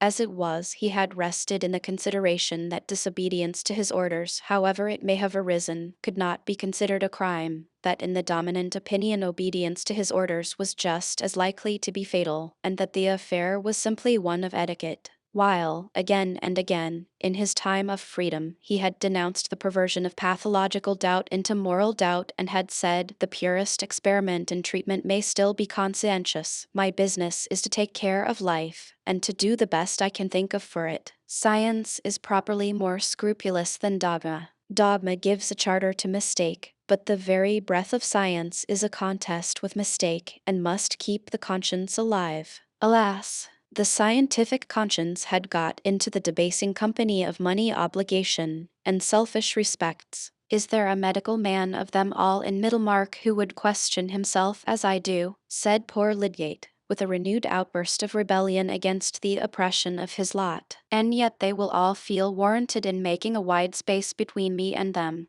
as if I were a leper. My practice and my reputation are utterly damned. I can see that evening if I could be cleared by valid evidence, it would make little difference to the blessed world here. I have been set down as tainted and should be cheapened to them all the same." Already there had been abundant signs which had hitherto puzzled him, that just when he had been paying off his debts and getting cheerfully on his feet, the townsmen were avoiding him or looking strangely at him, and in 2 instances it came to his knowledge that patients of his had called in another practitioner. The reasons were too plain now. The general blackballing had begun. No wonder that in Lydgate's energetic nature the sense of a hopeless misconstruction easily turned into a dogged resistance. The scowl, which occasionally showed itself on his square brow, was not a meaningless accident. Already, when he was re-entering the town after that ride taken in the first hours of stinging pain, he was setting his mind on remaining in Middlemarch in spite of the worst that could be done against him. He would not retreat before calumny, as if he submitted to it. He would face it to the utmost, and no act of his should show that he was afraid. It belonged to the generosity as well as defiant force of his nature, that he resolved not to shrink from showing to the full his sense of obligation to Bulstrode. It was true that the association with this man had been fatal to him. True that if he had had the £1,000 still in his hands with all his debts unpaid, he would have returned the money to Bulstrode, and taken beggary rather than the rescue which had been sullied with the suspicion of a bribe, for, remember, he was one of the proudest among the sons of men. Nevertheless, he would not turn away from this crushed fellow mortal whose aid he had used, and make a pitiful effort to get acquittal for himself by howling against another. "I shall do as I think right, and explain to nobody. They will try to starve me out." But he was going on with an obstinate resolve. But he was getting near home, and the thought of Rosamond urged itself again into that chief place from which it had been thrust by the agonized struggles of wounded honor and pride. How would Rosamond take it all? Here was another weight of chain to drag, and poor Lydgate was in a bad mood for bearing her dumb mastery. He had no impulse to tell her the trouble, which must soon be common to them both. Chapter Alexiv. Mercifully grant that we may grow aged together. Book of Tobit, Marriage Prayer. In Middlemarch a wife could not long remain ignorant that the town held a bad opinion of her husband. No feminine intimate may carry her friendship so far as to make a plain statement to the wife of the unpleasant fact known or believed about her husband, but when a woman with her thoughts much at leisure got them suddenly employed on something grievously disadvantageous to her neighbors, various moral impulses were called into play which tended to stimulate utterance. Candor was one. To be candid, in Middlemarch phraseology, meant to use an early opportunity of letting your friends know that you did not take a cheerful view of their capacity, their conduct, or their position, and a robust candor never waited to be asked for its opinion. Then, again, there was the love of truth, a wide phrase, but meaning in this relation a lively objection to seeing a wife look happier than her husband's character warranted, or manifest too much satisfaction in her lot. The poor thing should have some hint given her that if she knew the truth she would have less complacency in her bonnet, and in light dishes for a supper party. Stronger than all, there was the regard for a friend's moral improvement, sometimes called her soul, which was likely to be benefited by remarks tending to gloom, uttered with the accompaniment of pensive staring at the furniture and a manner implying that the speaker would not tell what was on her mind, from regard to the feelings of her hearer. On the whole, one may say that an ardent charity was at work setting the virtuous mind to make a neighbor unhappy for her good. There were hardly any wives in Middlemarch whose matrimonial misfortunes would in different ways be likely to call forth more of this moral activity than Rosamond and her aunt Bulstrode. Mrs. Bulstrode was not an object of dislike, and had never consciously injured any human being. Men had always thought her a handsome, comfortable woman, and had reckoned it among the signs of Bulstrode's hypocrisy that he had chosen a red-blooded Vincey, instead of a ghastly and melancholy person suited to his low esteem for earthly pleasure. When the scandal about her husband was disclosed, they remarked of her, "Ah, poor woman, she's as honest as the day. She never suspected anything wrong in him, you may depend on it." Women, who were intimate with her, talked together much of poor Harriet, imagined what her feelings must be when she came to know everything, and conjectured how much she had already come to know. There was no spiteful disposition towards her, rather, there was a busy benevolence anxious to ascertain what it would be well for her to feel and do under the circumstances, which of course kept the imagination occupied with her character and history from the times when she was Harriet Vincey till now. With the review of Mrs. Bulstrode and her position, it was inevitable to associate Rosamond, whose prospects were under the same blight, with her aunt's. Rosamond was more severely criticized and less pitied, though she too, as one of the good old Vincey family who had always been known in Middlemarch,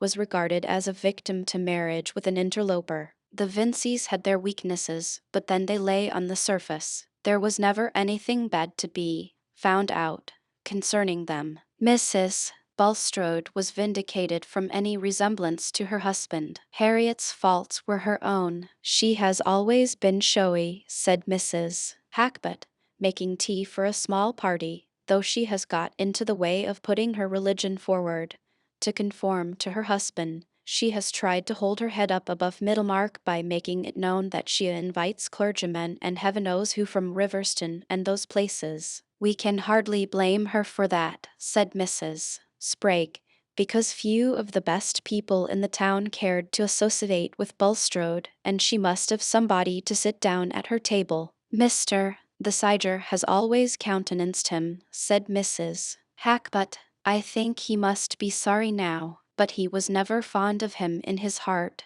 That every one knows, said Mrs. Tom Toller. Mr. The Siger never goes into extremes. He keeps to the truth in what is evangelical. It is only clergymen like Mr. Tyke who want to use dissenting hymn books and that low kind of religion who ever found Bulstrode to their taste. I understand, Mr. Tyke is in great distress about him, said Mrs. Hackbutt, and well he may be. They say the Bulstrodes have half kept the Tyke family, and of course it is a discredit to his doctrines, said Mrs. Sprague, who was elderly and old-fashioned in her opinions. People will not make a boast of being methodistical in Middlemarch for a good while to come. I think we must not set down people's bad actions to their religion, said falcon-faced Mrs. Plymdale, who had been listening hitherto. Oh, my dear, we are forgetting, said Mrs. Sprague.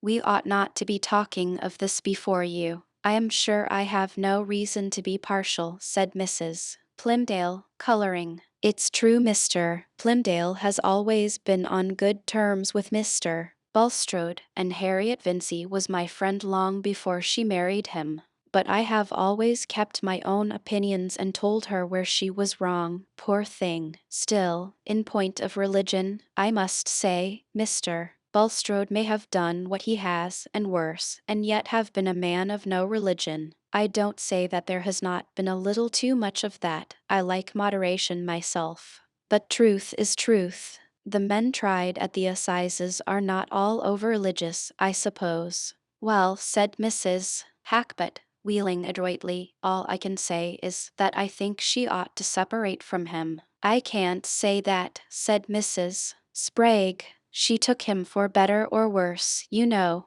but worse can never mean finding out that your husband is fit for Newgate, said Mrs. Hackbutt. Fancy living with such a man. I should expect to be poisoned. Yes, I think myself it is an encouragement to crime if such men are to be taken care of and waited on by good wives, said Mrs. Tom Toller. And a good wife poor Harriet has been, said Mrs. Plymdale. She thinks her husband the first of men. It's true he has never denied her anything. Well, we shall see what she will do, said Mrs. Hackbutt. I suppose she knows nothing yet, poor creature. I do hope and trust I shall not see her, for I should be frightened to death lest I should say anything about her husband. Do you think any hint has reached her? I should hardly think so, said Mrs. Tom Toller. We hear that he is ill, and has never stirred out of the house since the meeting on Thursday.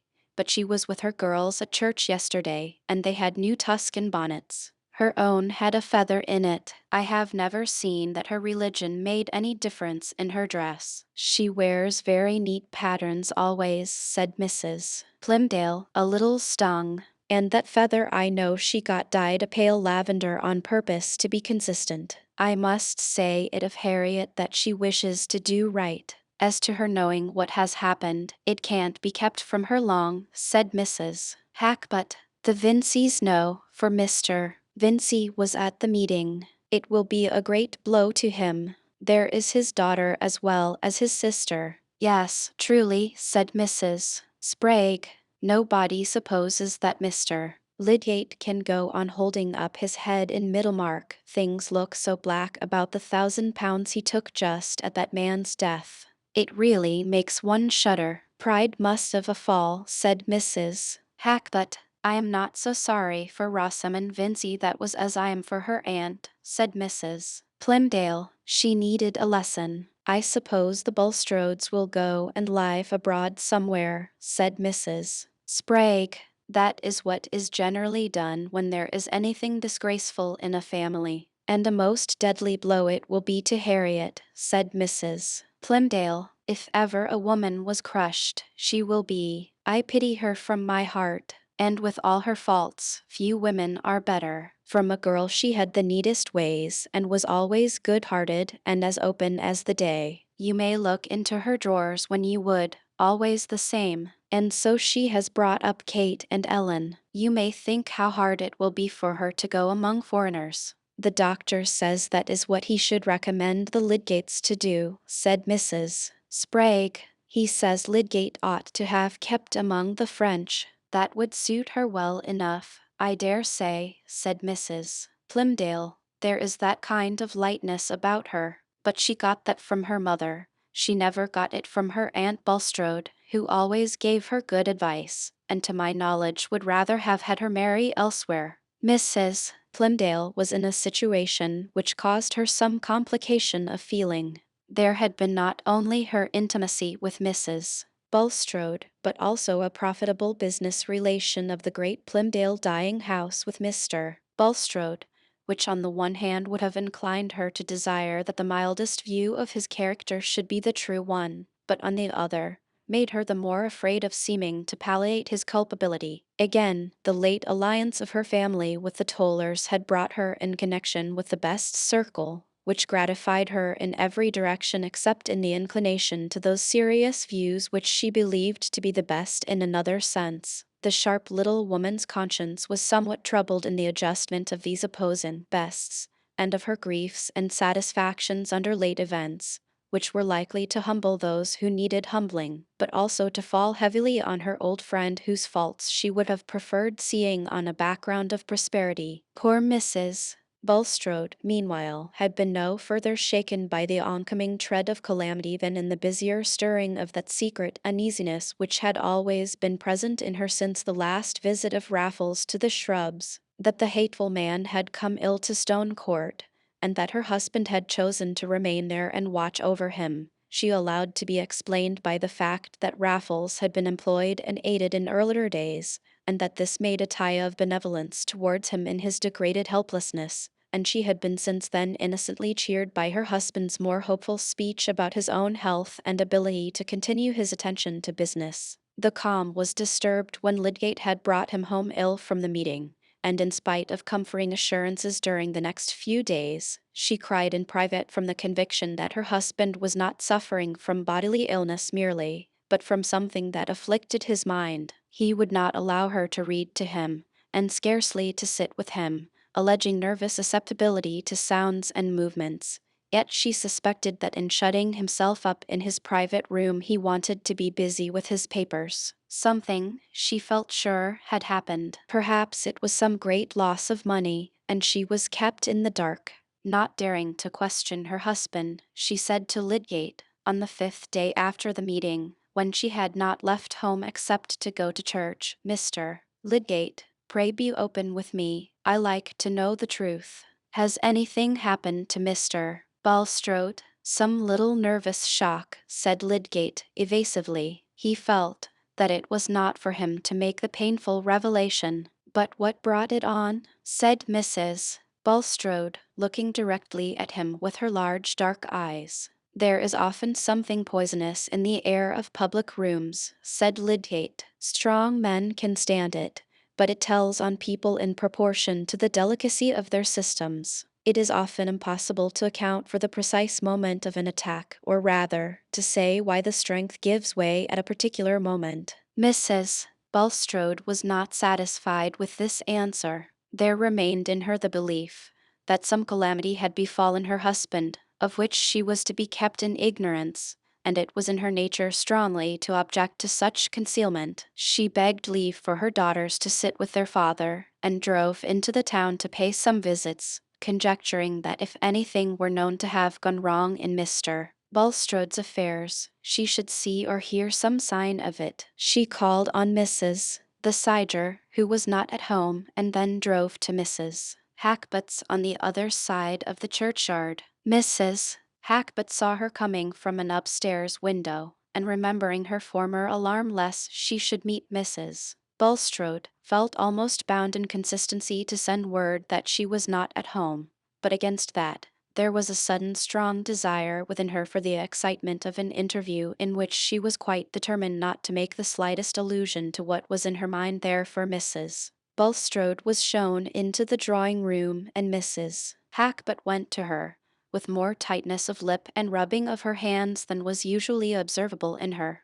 These being precautions adopted against freedom of speech, she was resolved not to ask how Mr. Bulstrode was. "I have not been anywhere except to church for nearly a week," said Mrs. Bulstrode, after a few introductory remarks. "But Mr. Bulstrode was taken so ill at the meeting on Thursday that I have not liked to leave the house." Mrs.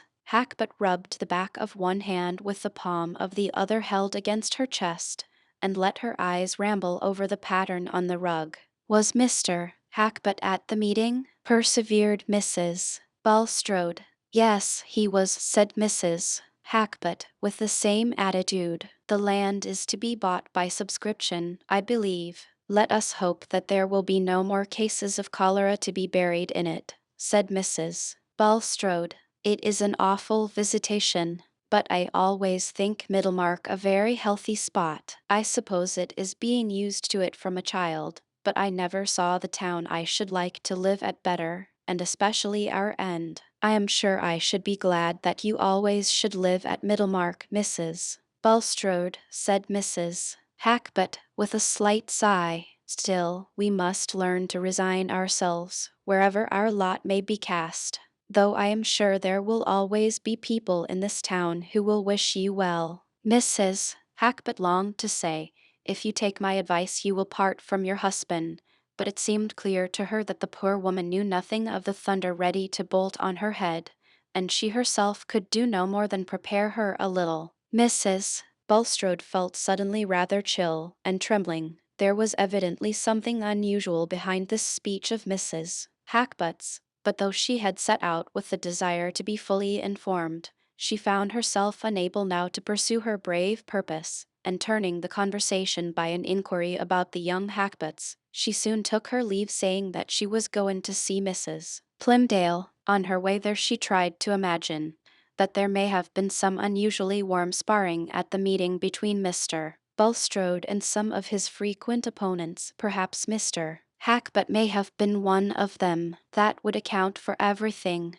But when she was in conversation with Mrs. Plymdale, that comforting explanation seemed no longer tenable. Selina received her with a pathetic affectionateness and a disposition to give edifying answers on the commonest topics, which could hardly have reference to an ordinary quarrel, of which the most important consequence was a perturbation of Mr. Bulstrode's health.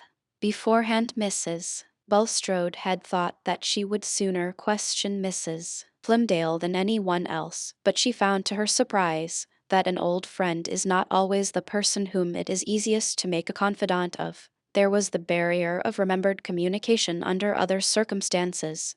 There was the dislike of being pitied and informed by one who had been long wont to allow her the superiority for certain words of mysterious appropriateness that Mrs. Plymdale let fall about her resolution never to turn her back on her friends, convinced Mrs. Bulstrode that what had happened must be some kind of misfortune, and instead of being able to say with her native directness, "What is it that you have in your mind?" she found herself anxious to get away before she had heard anything more explicit. She began to have an agitating certainty that the misfortune was something more than the mere loss of money, being keenly sensitive to the fact that Selina now, just as Mrs. Hackbutt had done before, avoided noticing what she said about her husband, as they would have avoided noticing a personal blemish. She said goodbye with nervous haste and told the coachman to drive to Mr. Vincey's warehouse. In that short drive her dread gathered so much force from the sense of darkness,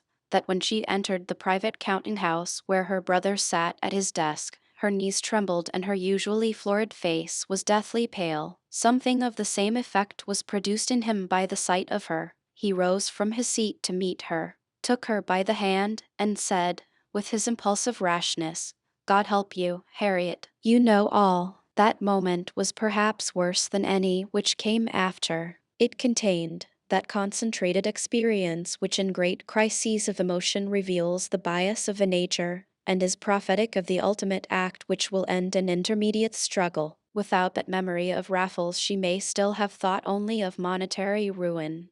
But now, along with her brother's look and words, there darted into her mind the idea of some guilt in her husband. Then, under the working of terror, came the image of her husband exposed to disgrace. And then, after an instant of scorching shame in which she felt only the eyes of the world, with one leap of her heart she was at his side in mournful but unreproaching fellowship with shame and isolation. All this went on within her in a mere flash of time, while she sank into the chair and raised her eyes to her brother, who stood over her. "I know nothing, Walter. What is it?" she said, faintly. He told her everything, very inartificially, in slow fragments, making her aware that the scandal went much beyond proof, especially as to the end of Raffles. "People will talk," he said.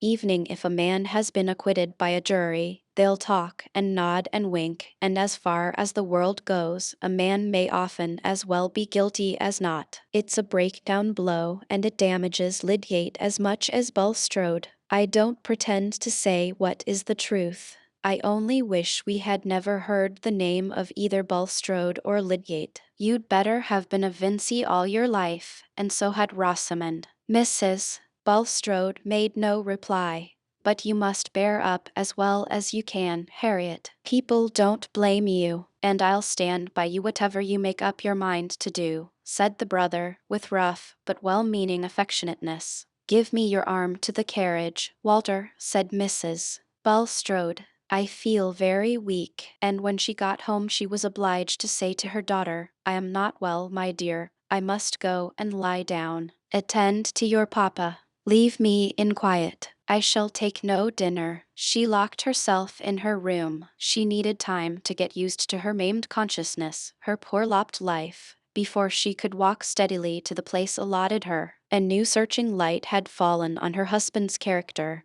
and she could not judge him leniently. The 20 years in which she had believed in him and venerated him by virtue of his concealments came back with particulars that made them seem an odious deceit. He had married her with that bad past life hidden behind him, and she had no faith left to protest his innocence of the worst that was imputed to him. Her honest, ostentatious nature made the sharing of a merited dishonor as bitter as it could be to any mortal. But this imperfectly taught woman, whose phrases and habits were an odd patchwork, had a loyal spirit within her. The man whose prosperity she had shared through nearly half a life, and who had unvaryingly cherished her, now that punishment had befallen him, it was not possible to her in any sense to forsake him. There is a forsaking which still sits at the same board and lies on the same couch with the forsaken soul, withering it the more by unloving proximity. She knew, when she locked her door, that she should unlock it ready to go down to her unhappy husband and espouse his sorrow, and say of his guilt, "I will mourn and not reproach." But she needed time to gather up her strength. She needed to sob out her farewell to all the gladness and pride of her life. When she had resolved to go down, she prepared herself by some little acts, which may seem mere folly to a hard onlooker. They were her way of expressing to all spectators, visible or invisible, that she had begun a new life in which she embraced humiliation. She took off all her ornaments and put on a plain black gown, and instead of wearing her much adorned cap and large bows of hair, she brushed her hair down and put on a plain bonnet cap, which made her look suddenly like an early Methodist. Bulstrode, who knew that his wife had been out and had come in saying that she was not well, had spent the time in an agitation equal to hers. He had looked forward to her learning the truth from others, and had acquiesced in that probability as something easier to him than any confession. But now that he imagined the moment of her knowledge come, he awaited the result in anguish. His daughters had been obliged to consent to leave him, and though he had allowed some food to be brought to him, he had not touched it. He felt himself perishing slowly in unpitied misery. Perhaps he should never see his wife's face with affection in it again, and if he turned to God there seemed to be no answer but the pressure of retribution. It was 8 o'clock in the evening before the door opened, and his wife entered. He dared not look up at her. He sat with his eyes bent down, and as she went towards him she thought he looked smaller, he seemed so withered and shrunken. A movement of new compassion and old tenderness went through her like a great wave, and putting one hand on his which rested on the arm of the chair, and the other on his shoulder, she said, solemnly but kindly, "Look up, Nicholas." He raised his eyes with a little start and looked at her half amazed for a moment, her pale face, her changed morning dress, the trembling about her mouth, all said, "I know," and her hands and eyes rested gently on him. He burst out crying, and they cried together, she sitting at his side. They could not yet speak to each other of the shame which she was bearing with him, or of the acts which had brought it down on them. His confession was silent, and her promise of faithfulness was silent. Open-minded as she was, she nevertheless shrank from the words which would have expressed their mutual consciousness, as she would have shrunk from flakes of fire. Chapter LXXV, Le sentiment de la fausse des plaisirs pr sens, et l'ignorance de la vanité des plaisirs absents causant l'inconstance. Pascal. Rosamond had a gleam of returning cheerfulness, when the house was freed from the threatening figure, and when all the disagreeable creditors were paid. But she was not joyous. Her married life had fulfilled none of her hopes, and had been quite spoiled for her imagination. In this brief interval of calm, Lydgate, remembering that he had often been stormy in his hours of perturbation, and mindful of the pain Rosamond had had to bear, was carefully gentle towards her, but he, too, had lost some of his old spirit, and he still felt it necessary to refer to an economical change in their way of living as a matter of course, trying to reconcile her to it gradually, and repressing his anger when she answered by wishing that he would go to live in London. When she did not make this answer, she listened languidly, and wondered what she had that was worth living for. The hard and contemptuous words which had fallen from her husband in his anger had deeply offended that vanity which he had at first called into active enjoyment, and what she regarded as his perverse way of looking at things, kept up a secret repulsion, which made her receive all his tenderness as a poor substitute for the happiness he had failed to give her. They were at a disadvantage with their neighbors, and there was no longer any outlook towards Quallingham. There was no outlook anywhere except in an occasional letter from Will Ladislaw. She had felt stung and disappointed by Will's resolution to quit Middlemarch, for in spite of what she knew and guessed about his admiration for Dorothea, she secretly cherished the belief that he had, or would necessarily come to have, much more admiration for herself, Rosamond being one of those women who live much in the idea that each man they meet would have preferred them if the preference had not been hopeless. Mrs. Casaubon was all very well, but Will's interest in her dated before he knew Mrs. Lydgate. Rosamond took his way of talking to herself, which was a mixture of playful fault-finding and hyperbolical gallantry, as the disguise of a deeper feeling, and in his presence she felt that agreeable titillation of vanity and sense of romantic drama which Lydgate's presence had no longer the magic to create. She evening fancied, what will not men and women fancy in these matters, that Will exaggerated his admiration for Mrs. Casaubon in order to pique herself.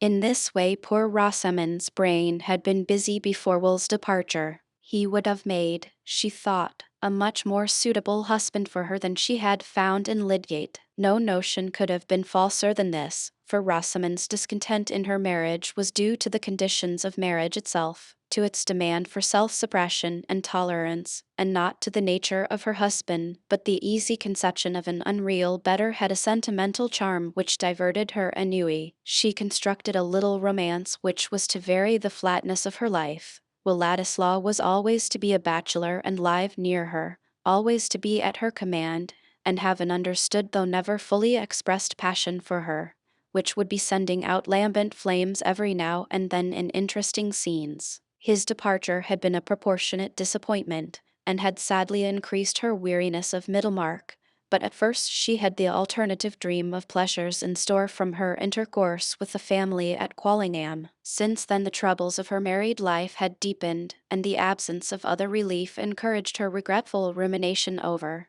that thin romance which she had once fed on. Men and women make sad mistakes about their own symptoms, taking their vague and easy longings, sometimes for genius, sometimes for religion, and oftener still for a mighty love. Will Ladislaw had written chatty letters, half to her and half to Lydgate, and she had replied. Their separation, she felt, was not likely to be final, and the change she now most longed for was that Lydgate should go to live in London. Everything would be agreeable in London, and she had set to work with quiet determination to win this result, when there came a sudden, delightful promise which inspirited her. It came shortly before the memorable meeting at the town hall, and was nothing less than a letter from Will Ladislaw to Lydgate, which turned truly chiefly on his new interest in plans of colonization, but mentioned incidentally that he may find it necessary to pay a visit to Middlemarch within the next few weeks. A very pleasant necessity, he said, almost as good as holidays to a schoolboy. He hoped there was his old place on the rug,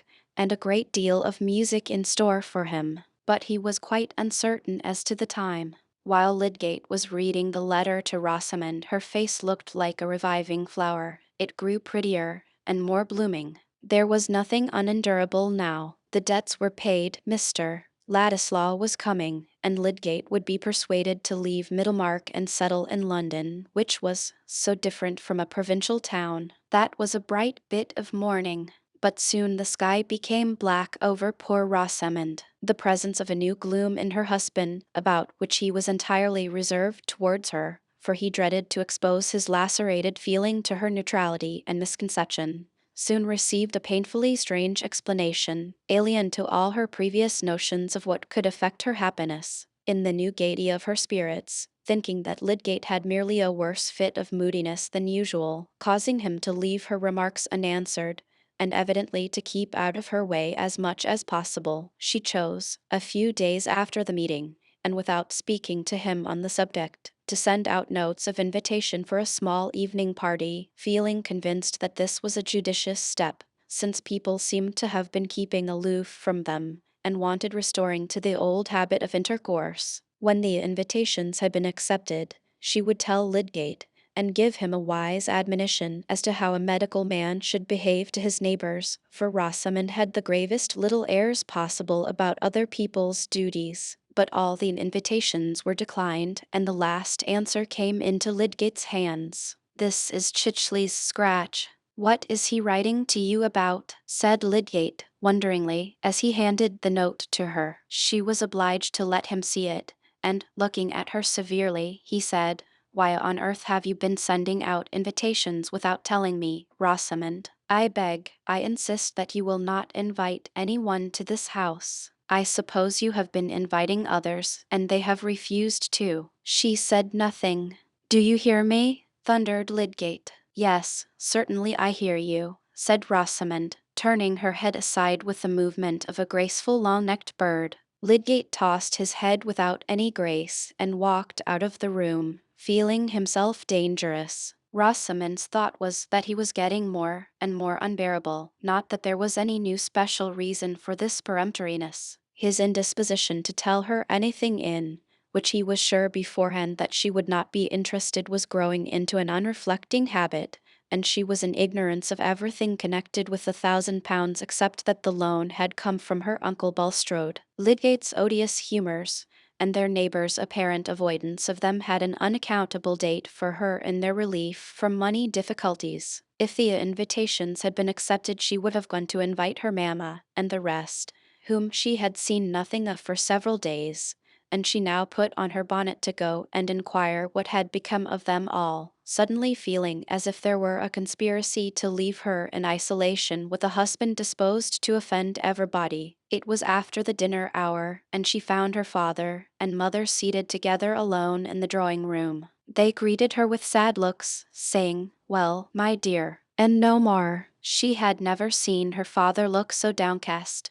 and seating herself near him she said, "Is there anything the matter, Papa?" He did not answer, but Mrs. Vincey said, "Oh, my dear, have you heard nothing? It won't be long before it reaches you." "Is it anything about Tertius?" said Rosamond, turning pale. The idea of trouble immediately connected itself with what had been unaccountable to her in him. "Oh, my dear, yes. To think of your marrying into this trouble. Debt was bad enough, but this will be worse." Stay, Lucy," said Mr. Vincey. "Have you heard nothing about your uncle Bulstrode, Rosamond?" "No, Papa," said the poor thing, feeling as if trouble were not anything she had before experienced, but some invisible power with an iron grasp that made her soul faint within her. Her father told her everything, saying at the end, "It's better for you to know, my dear. I think Lydgate must leave the town. Things have gone against him.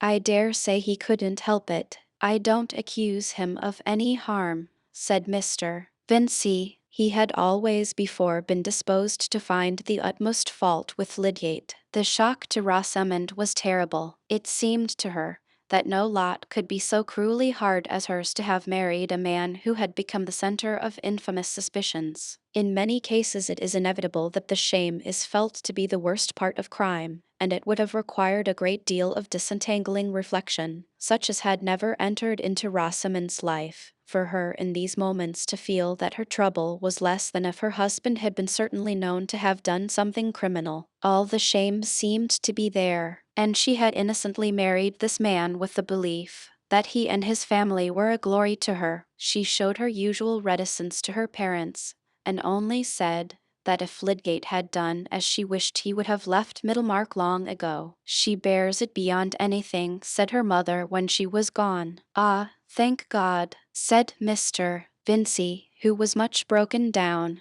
But Rosamond went home with a sense of justified repugnance towards her husband. What had he really done? How had he really acted? She did not know. Why had he not told her everything? He did not speak to her on the subject, and of course she could not speak to him. It came into her mind once that she would ask her father to let her go home again, but dwelling on that prospect made it seem utter dreariness to her. A married woman gone back to live with her parents. Life seemed to have no meaning for her in such a position. She could not contemplate herself in it. The next 2 days Lydgate observed a change in her, and believed that she had heard the bad news. Would she speak to him about it, or would she go on forever in the silence, which seemed to imply that she believed him guilty? We must remember that he was in a morbid state of mind, in which almost all contact was pain. Certainly Rosamond in this case had equal reason to complain of reserve and want of confidence on his part,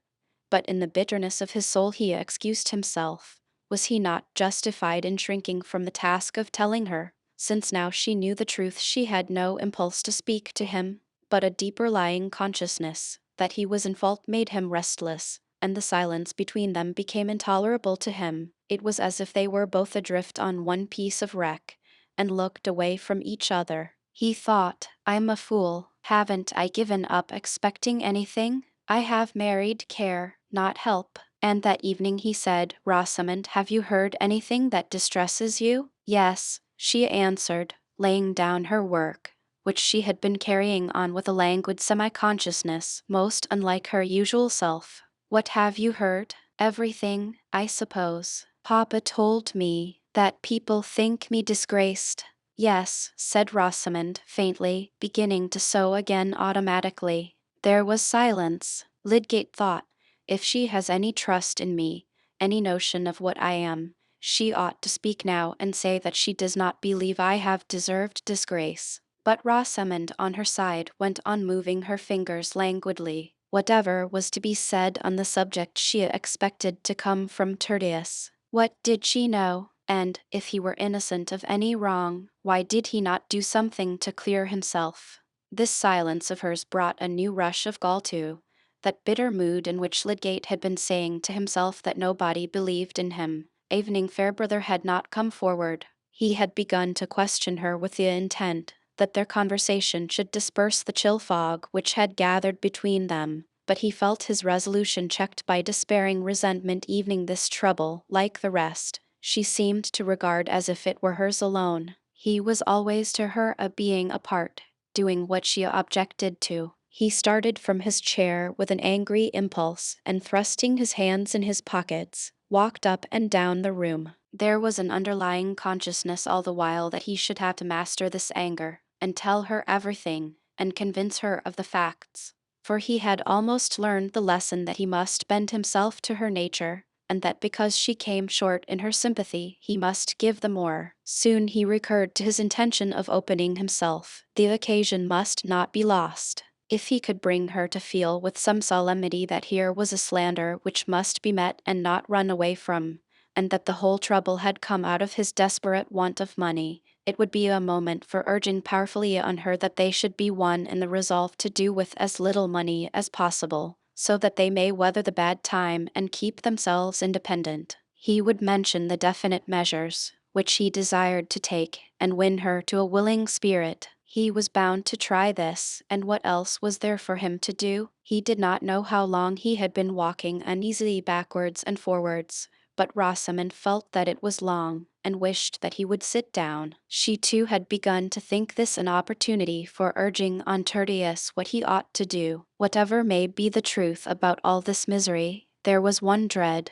which asserted itself. Lydgate at last seated himself, not in his usual chair, but in one nearer to Rosamond, leaning aside in it towards her, and looking at her gravely before he reopened the sad subject. He had conquered himself so far, and was about to speak with a sense of solemnity, as on an occasion which was not to be repeated. He had evening opened his lips, when Rosamond, letting her hands fall, looked at him and said, "Surely, Tertius, well, surely now at last you have given up the idea of staying in Middlemarch.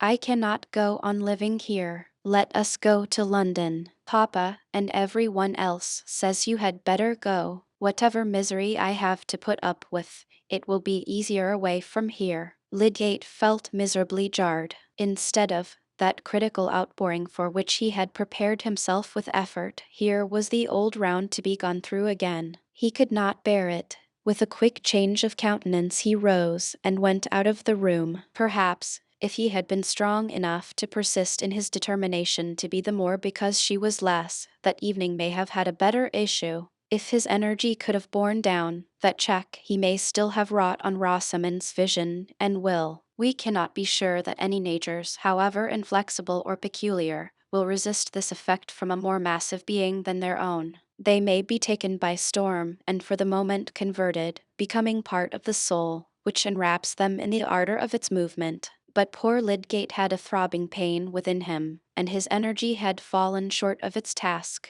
The beginning of mutual understanding and resolve seemed as far off as ever. No, it seemed blocked out by the sense of unsuccessful effort. They lived on from day to day with their thoughts still apart, Lydgate going about what work he had in a mood of despair, and Rosamond feeling, with some justification, that he was behaving cruelly. It was of no use to say anything to Tertius, but, when Wladislaw came, she was determined to tell him everything.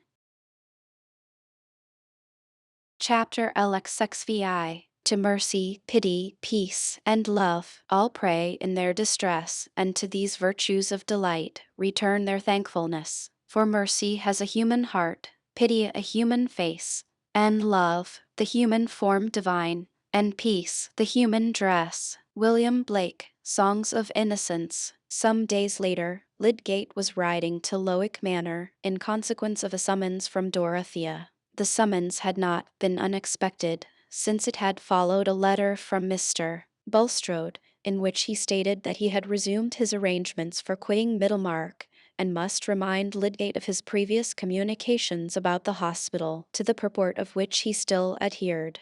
It had been his duty, before taking further steps, to reopen the subject with Mrs. Casaubon, who now wished, as before, to discuss the question with Lydgate. "Your views may possibly have undergone some change," wrote Mr. Bulstrode, "but, in that case also, it is desirable that you should lay them before her." Dorothea awaited his arrival with eager interest, though, in deference to her masculine advisers, she had refrained from what Sir James had called interfering in this Bulstrode business. The hardship of Lydgate's position was continually in her mind, and when Bulstrode applied to her again about the hospital, she felt that the opportunity was come to her which she had been hindered from hastening. In her luxurious home, wandering under the boughs of her own great trees, her thought was going out over the lot of others, and her emotions were imprisoned. The idea of some active good within her reach haunted her like a passion, and another's need having once come to her as a distinct image, preoccupied her desire with a yearning to give relief, and made her own ease tasteless. She was full of confident hope about this interview with Lydgate, never heeding what was said of his personal reserve, never heeding that she was a very young woman. Nothing could have seemed more irrelevant to Dorothea than insistence on her youth and sex when she was moved to show her human fellowship. As she sat waiting in the library, she could do nothing but live through again all the past scenes which had brought Lydgate into her memories. They all owed their significance to her marriage and its troubles, but no, there were two occasions in which the image of Lydgate had come painfully in connection with his wife and someone else. The pain had been allayed for Dorothea, but it had left in her an awakened conjecture as to what Lydgate's marriage may be to him, a susceptibility to the slightest hint about Mrs. Lydgate. These thoughts were like a drama to her, and made her eyes bright, and gave an attitude of suspense to her whole frame, though she was only looking out from the brown library onto the turf and the bright green buds which stood in relief against the dark evergreens. When Lydgate came in, she was almost shocked at the change in his face, which was strikingly perceptible to her who had not seen him for 2 months. It was not the change of emaciation, but that effect which evening young faces will very soon show from the persistent presence of resentment and despondency. Her cordial look, when she put out her hand to him, softened his expression, but only with melancholy. "I have wished very much to see you for a long while, Mr. Lydgate," said Dorothea when they were seated opposite each other, "but I put off asking you to come until Mr. Bulstrode applied to me again about the hospital. I know that the advantage of keeping the management of it separate from that of the infirmary depends on you, or, at least, on the good which you are encouraged to hope for from having it under your control, and I am sure you will not refuse to tell me exactly what you think. You want to decide whether you should give a generous support to the hospital," said Lydgate. "I cannot conscientiously advise you to do it in dependence on any activity of mine. I may be obliged to leave the town." He spoke curtly, feeling the ache of despair as to his being able to carry out any purpose that Rosamond had set her mind against. "Not because there is no one to believe in you?" said Dorothea, pouring out her words in clearness from a full heart. "I know the unhappy mistakes about you. I knew them from the first moment to be mistakes. You have never done anything vile. You would not do anything dishonorable." It was the first assurance of belief in him that had fallen on Lydgate's ears. He drew a deep breath and said, "Thank you."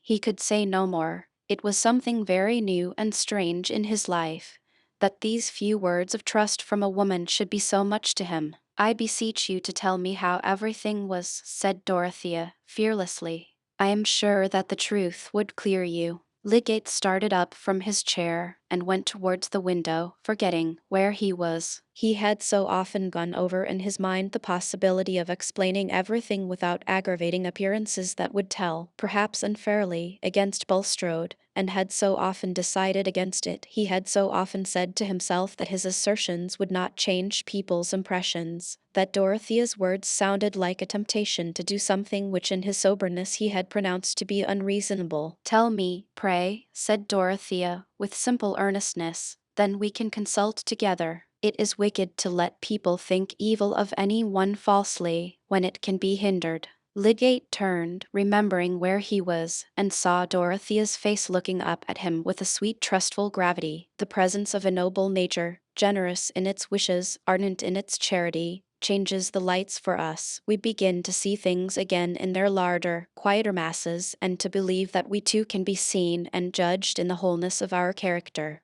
That influence was beginning to act on Lydgate, who had for many days been seeing all life as one who is dragged and struggling amid the throng. He sat down again and felt that he was recovering his old self in the consciousness that he was with one who believed in it. "I don't want," he said, "to bear hard on Bulstrode, who has lent me money of which I was in need, though I would rather have gone without it now. He is hunted down and miserable, and has only a poor thread of life in him. But I should like to tell you everything. It will be a comfort to me to speak where belief has gone beforehand, and where I shall not seem to be offering assertions of my own honesty. You will feel what is fair to another, as you feel what is fair to me. Do trust me, said Dorothea.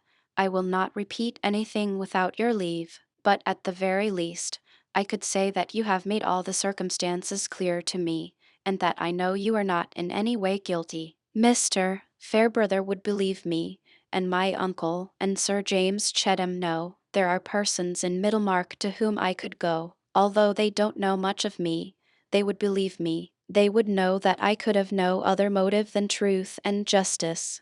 I would take any pains to clear you. I have very little to do. There is nothing better that I can do in the world. Dorothea's voice, as she made this childlike picture of what she would do, may have been almost taken as a proof that she could do it effectively. The searching tenderness of her woman's tones seemed made for a defense against ready accusers. Lydgate did not stay to think that she was quixotic. He gave himself up, for the first time in his life, to the exquisite sense of leaning entirely on a generous sympathy, without any check of proud reserve. And he told her everything, from the time when, under the pressure of his difficulties, he unwillingly made his first application to Bulstrode. Gradually, in the relief of speaking, getting into a more thorough utterance of what had gone on in his mind, entering fully into the fact that his treatment of the patient was opposed to the dominant practice, into his doubts at the last, his ideal of medical duty, and his uneasy consciousness that the acceptance of the money had made some difference in his private inclination and professional behavior, though not in his fulfillment of any publicly recognized obligation. It has come to my knowledge since, he added, that Hawley sent someone to examine the housekeeper at Stone Court, and she said that she gave the patient all the opium in the phial I left, as well as a good deal of brandy. But that would not have been opposed to ordinary prescriptions, evening of first-rate men. The suspicions against me had no hold there. They are grounded on the knowledge that I took money, that Bulstrode had strong motives for wishing the man to die, and that he gave me the money as a bribe to concur in some malpractices or other against the patient, that in any case I accepted a bribe to hold my tongue. They are just the suspicions that cling the most obstinately, because they lie in people's inclination and can never be disproved. How my orders came to be disobeyed is a question to which I don't know the answer. It is still possible that Bulstrode was innocent of any criminal intention, even possible that he had nothing to do with the disobedience, and merely abstained from mentioning it, but all that has nothing to do with the public belief. It is one of those cases on which a man is condemned on the ground of his character. It is believed that he has committed a crime in some undefined way, because he had the motive for doing it, and Bulstrode's character has enveloped me, because I took his money. I am simply blighted, like a damaged ear of corn. The business is done and can't be undone. Oh, it is hard, said Dorothea. I understand the difficulty there is in your vindicating yourself, and that all this should have come to you who had meant to lead a higher life than the common, and to find out better ways. I cannot bear to rest in this as unchangeable. I know you meant that. I remember what you said to me when you first spoke to me about the hospital. There is no sorrow I have thought more about than that, to love what is great, and try to reach it, and yet to fail. Yes, said Lydgate, feeling that here he had found room for the full meaning of his grief. I had some ambition. I meant everything to be different with me. I thought I had more strength and mastery, but the most terrible obstacles are such as nobody can see except oneself. Suppose, said Dorothea, meditatively, suppose we kept on the hospital according to the present plan, and you stayed here though only with the friendship and support of a few. The evil feeling towards you would gradually die out. There would come opportunities in which people would be forced to acknowledge that they had been unjust to you, because they would see that your purposes were pure. You may still win a great fame like the Louis and Lenac I have heard you speak of, and we shall all be proud of you, she ended, with a smile. That may do if I had my old trust in myself, said Lydgate, mournfully. Nothing galls me more than the notion of turning round and running away before this slander, leaving it unchecked behind me. Still, I can't ask any one to put a great deal of money into a plan which depends on me. It would be quite worth my while, said Dorothea, simply. Only think, I am very uncomfortable with my money, because they tell me I have too little for any great scheme of the sort I like best, and yet I have too much. I don't know what to do. I have 700 a year of my own fortune, and 1900 a year that Mr. Casaubon left me, and between 3 and 4 thousand of ready money in the bank. I wished to raise money and pay it off gradually out of my income, which I don't want, to buy land with and found a village which should be a school of industry.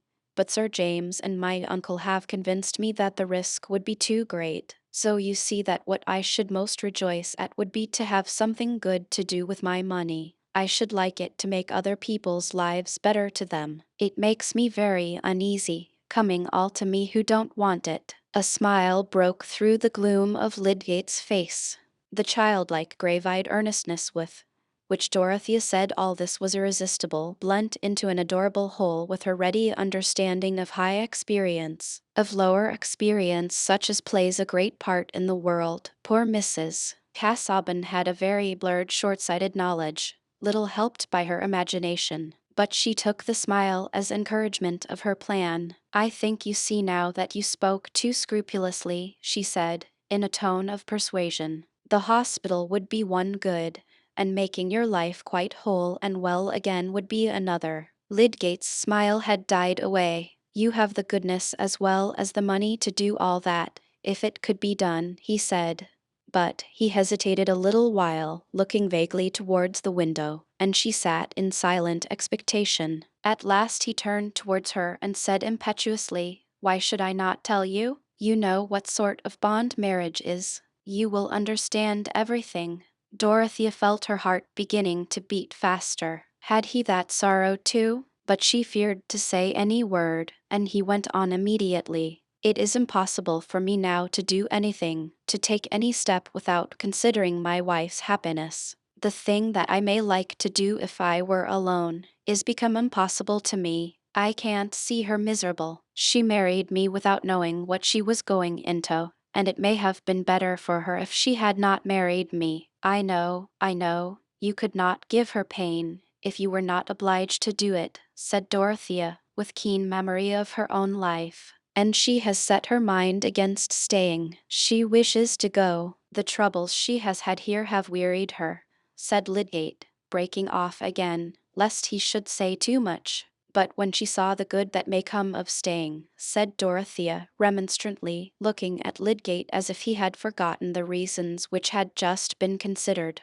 He did not speak immediately. "She would not see it," he said at last, curtly, feeling at first that this statement must do without explanation. "And, truly, I have lost all spirit about carrying on my life here." He paused a moment and then, following the impulse to let Dorothea see deeper into the difficulty of his life, he said, "The fact is, this trouble has come upon her confusedly. We have not been able to speak to each other about it. I am not sure what is in her mind about it. She may fear that I have really done something base. It is my fault. I ought to be more open. But I have been suffering cruelly. May I go and see her?" said Dorothea, eagerly. "Would she accept my sympathy? I would tell her that you have not been blamable before any one's judgment but your own. I would tell her that you shall be cleared in every fair mind. I would cheer her heart. Will you ask her if I may go to see her? I did see her once."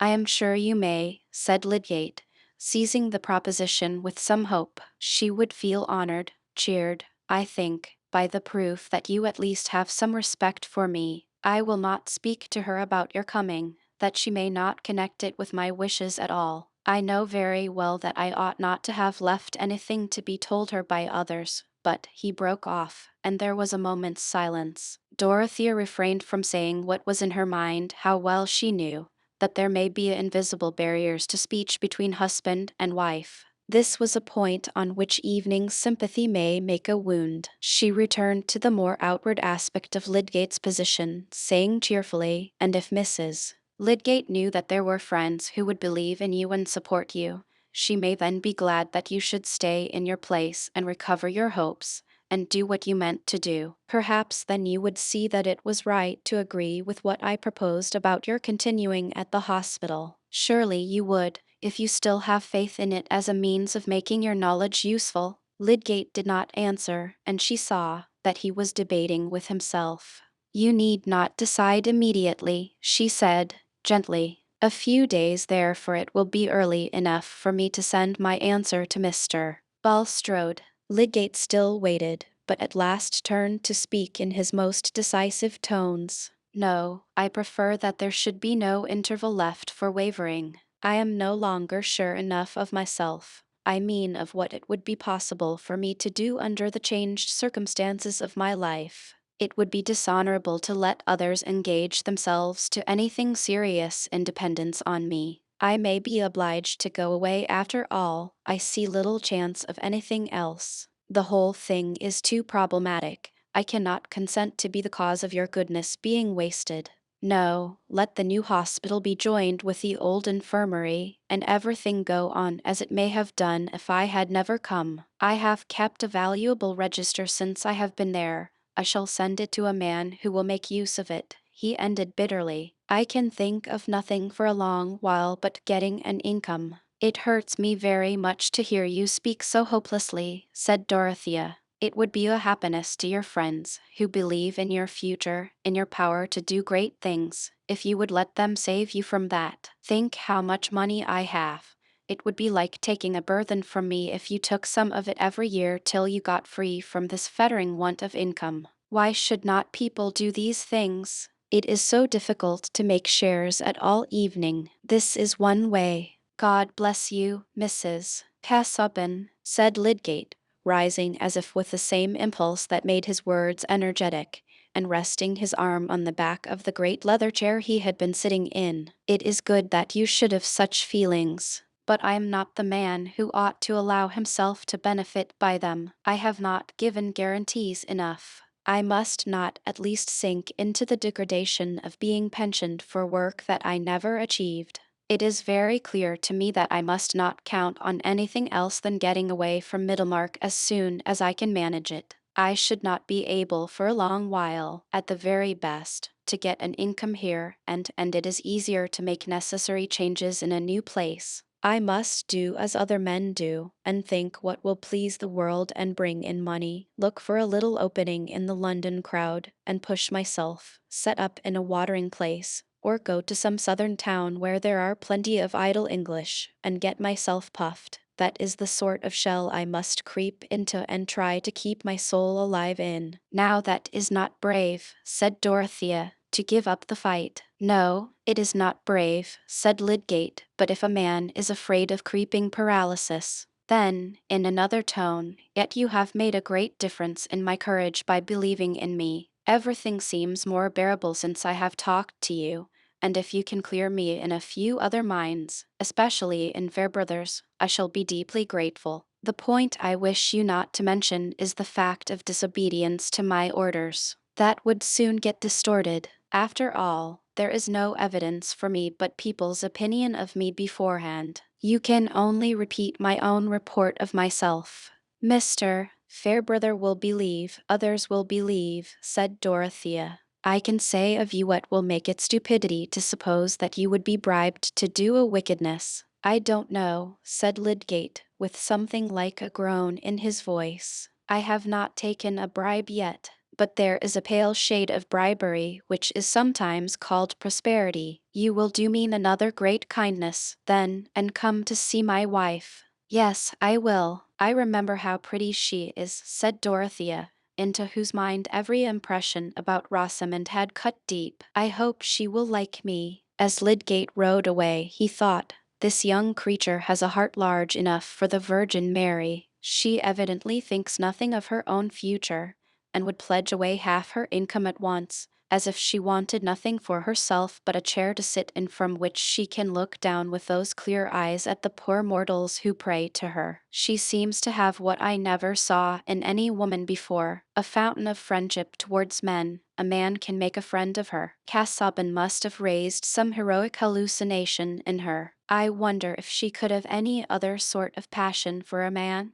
Ladislaw, there was certainly an unusual feeling between them, and Casaubon must have had a notion of it. Well, her love may help a man more than her money. Dorothea, on her side, had immediately formed a plan of relieving Lydgate from his obligation to Bulstrode, which she felt sure was a part, though small, of the galling pressure he had to bear. She sat down at once under the inspiration of their interview, and wrote a brief note, in which she pleaded that she had more claim than Mr. Bulstrode had to the satisfaction of providing the money, which had been serviceable to Lydgate, that it would be unkind in Lydgate not to grant her the position of being his helper in this small matter, the favor being entirely to her who had so little that was plainly marked out for her to do with her superfluous money. He may call her a creditor or by any other name, if it did but imply that he granted her request.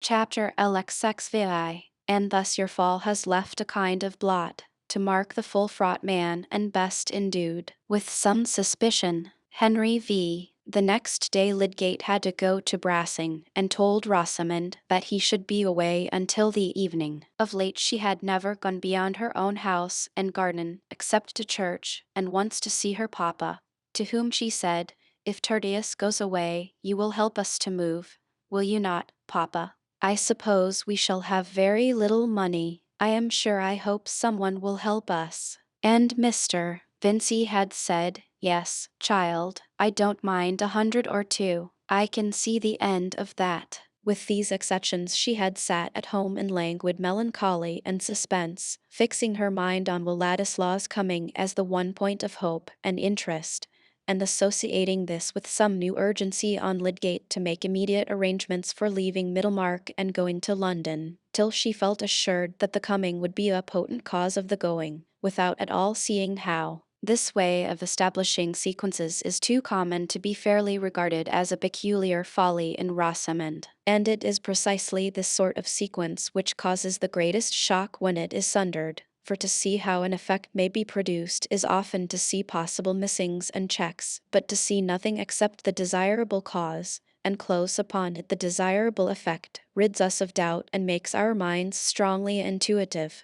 That was the process going on in poor Rosamond, while she arranged all objects around her with the same nicety as ever, only with more slowness, or sat down to the piano, meaning to play, and then desisting, yet lingering on the music stool with her white fingers suspended on the wooden front, and looking before her in dreamy ennui. Her melancholy had become so marked that Lydgate felt a strange timidity before it, as a perpetual silent reproach, and the strong man, mastered by his keen sensibilities towards this fair fragile creature whose life he seemed somehow to have bruised, shrank from her look, and sometimes started at her approach, fear of her and fear for her rushing in only the more forcibly after it had been momentarily expelled by exasperation. But this morning Rosamond descended from her room upstairs, where she sometimes sat the whole day, when Lydgate was out, equipped for a walk in the town. She had a letter to post, a letter addressed to Mr. Ladislaw, and written with charming discretion, but intended to hasten his arrival by a hint of trouble. The servant maid, their sole house servant now, noticed her coming downstairs in her walking dress, and thought, "There never did anybody look so pretty in a bonnet, poor thing." Meanwhile Dorothea's mind was filled with her project of going to Rosamond, and with the many thoughts, both of the past and the probable future, which gathered round the idea of that visit, until yesterday, when Lydgate had opened to her a glimpse of some trouble in his married life, the image of Mrs. Lydgate had always been associated for her with that of Will Ladislaw evening in her most uneasy moments, evening, when she had been agitated by Mrs. Cadwallader's painfully graphic report of gossip. Her effort, no, her strongest impulsive prompting, had been towards the vindication of Will from any sullying surmises, and when, in her meeting with him afterwards, she had at first interpreted his words as a probable allusion to a feeling towards Mrs. Lydgate which he was determined to cut himself off from indulging, she had had a quick, sad, excusing vision of the charm there may be in his constant opportunities of companionship with that fair creature, who most likely shared his other tastes as she evidently did his delight in music. But there had followed his parting words, the few passionate words in which he had implied that she herself was the object of whom his love held him in dread, that it was his love for her only which he was resolved not to declare, but to carry away into banishment. From the time of that parting, Dorothea, believing in Will's love for her, believing with a proud delight in his delicate sense of honor and his determination that no one should impeach him justly, felt her heart quite at rest as to the regard he may have for Mrs. Lydgate. She was sure that the regard was blameless. There are natures in which, if they love us, we are conscious of having a sort of baptism and consecration. They bind us over to rectitude and purity by their pure belief about us, and our sins become that worst kind of sacrilege which tears down the invisible altar of trust. If you are not good, none is good. Those little words may give a terrific meaning to responsibility, may hold a vitriolic intensity for remorse. Dorothea's nature was of that kind. Her own passionate faults lay along the easily counted open channels of her ardent character, and while she was full of pity for the visible mistakes of others, she had not yet any material within her experience for subtle constructions and suspicions of hidden wrong. But that simplicity of hers, holding up an ideal for others in her believing conception of them, was one of the great powers of her womanhood, and it had from the first acted strongly on Will Ladislaw. He felt, when he parted from her, that the brief words by which he had tried to convey to her his feeling about herself and the division which her fortune made between them, would only profit by their brevity when Dorothea had to interpret them. He felt that in her mind he had found his highest estimate, and he was right there. In the months since their parting, Dorothea had felt a delicious though sad repose in their relation to each other, as one which was inwardly whole and without blemish. She had an active force of antagonism within her,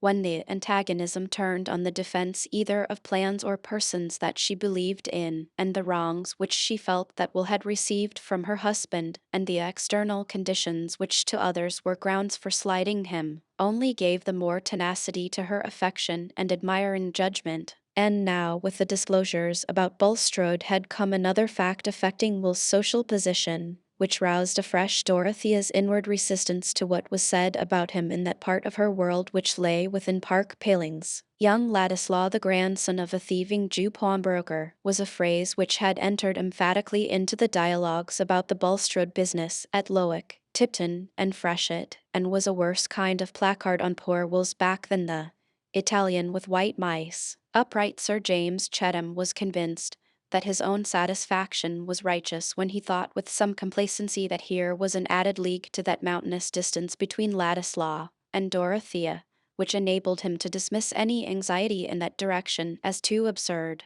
And perhaps there had been some pleasure in pointing Mr. Brooke's attention to this ugly bit of Ladislaw's genealogy as a fresh candle for him to see his own folly by. Dorothea had observed the animus with which Will's part in the painful story had been recalled more than once, but she had uttered no word, being checked now, as she had not been formerly in speaking of Will, by the consciousness of a deeper relation between them which must always remain in consecrated secrecy. But her silence shrouded her resistant emotion into a more thorough glow, and this misfortune in Will's lot which, it seemed, others were wishing to fling at his back as an opprobrium, only gave something more of enthusiasm to her clinging thought. She entertained no visions of their ever coming into near union, and yet she had taken no posture of renunciation. She had accepted her whole relation to Will very simply as part of her marriage sorrows, and would have thought it very sinful in her to keep up an inward wail because she was not completely happy. Being rather disposed to dwell on the superfluities of her lot, she could bear that the chief pleasures of her tenderness should lie in memory, and the idea of marriage came to her solely as a repulsive proposition from some suitor of whom she at present knew nothing, but whose merits, as seen by her friends, would be a source of torment to her.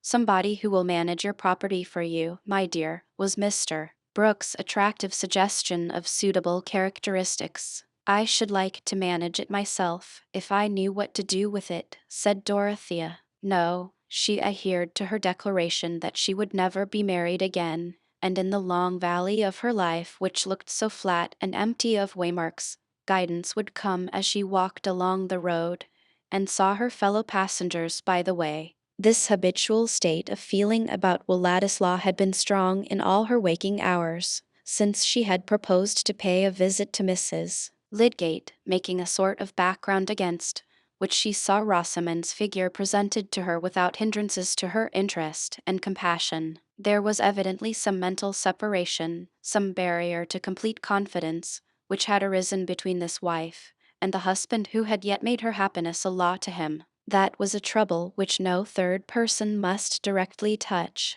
But Dorothea thought with deep pity of the loneliness which must have come upon Rosamond from the suspicions cast on her husband, and there would surely be help in the manifestation of respect for Lydgate, and sympathy with her. I shall talk to her about her husband, thought Dorothea, as she was being driven towards the town. The clear spring morning, the scent of the moist earth, the fresh leaves just showing their creased-up wealth of greenery from out their half-opened sheaths, seemed part of the cheerfulness she was feeling from a long conversation with Mr. Fairbrother, who had joyfully accepted the justifying explanation of Lydgate's conduct. I shall take Mrs. Lydgate good news, and perhaps she will like to talk to me and make a friend of me. Dorothea had another errand in Lowick Gate. It was about a new fine-toned bell for the schoolhouse, and as she had to get out of her carriage very near to Lydgate's, she walked there across the street, having told the coachman to wait for some packages. The street door was open, and the servant was taking the opportunity of looking out at the carriage, which was pausing within sight when it became apparent to her that the lady who belonged to it was coming towards her. "Is Mrs. Lydgate at home?" said Dorothea. "I'm not sure, my lady. I'll see. If you'll please to walk in," said Martha, a little confused on the score of her kitchen apron, but collected enough to be sure that "mum" was not the right title for this queenly young widow with a carriage and pair. "Will you please to walk in, and I'll go and see. Say that I am Mrs. Casaubon," said Dorothea, as Martha moved forward intending to show her into the drawing-room and then to go upstairs to see if Rosamond had returned from her walk. They crossed the broader part of the entrance hall and turned up the passage which led to the garden. The drawing-room door was unlatched, and Martha, pushing it without looking into the room, waited for Mrs. Casaubon to enter, and then turned away, the door having swung open and swung back again without noise. Dorothea had less of outward vision than usual this morning, being filled with images of things as they had been and were going to be. She found herself on the other side of the door without seeing anything remarkable, but immediately she heard a voice speaking in low tones which startled her as with a sense of dreaming in daylight, and advancing unconsciously a step or two beyond the projecting slab of a bookcase, she saw, in the terrible illumination of a certainty which filled up all outlines, something which made her pause, motionless, without self-possession enough to speak. Seated with his back towards her on a sofa which stood against the wall on a line with the door by which she had entered, she saw Will Ladislaw close by him, and turned towards him with a flushed tearfulness which gave a new brilliancy to her face sat Rosamond, her bonnet hanging back, while Will, leaning towards her, clasped both her upraised hands in his and spoke with low-toned fervor. Rosamond in her agitated absorption had not noticed the silently advancing figure, but when Dorothea, after the first immeasurable instant of this vision, moved confusedly backward and found herself impeded by some piece of furniture, Rosamond was suddenly aware of her presence, and with a spasmodic movement snatched away her hands and rose, looking at Dorothea, who was necessarily arrested. Will Ladislaw, starting up, looked round also, and meeting Dorothea's eyes with a new lightning in them, seemed changing to marble. But she immediately turned them away from him to Rosamond, and said in a firm voice, "Excuse me, Mrs. Lydgate.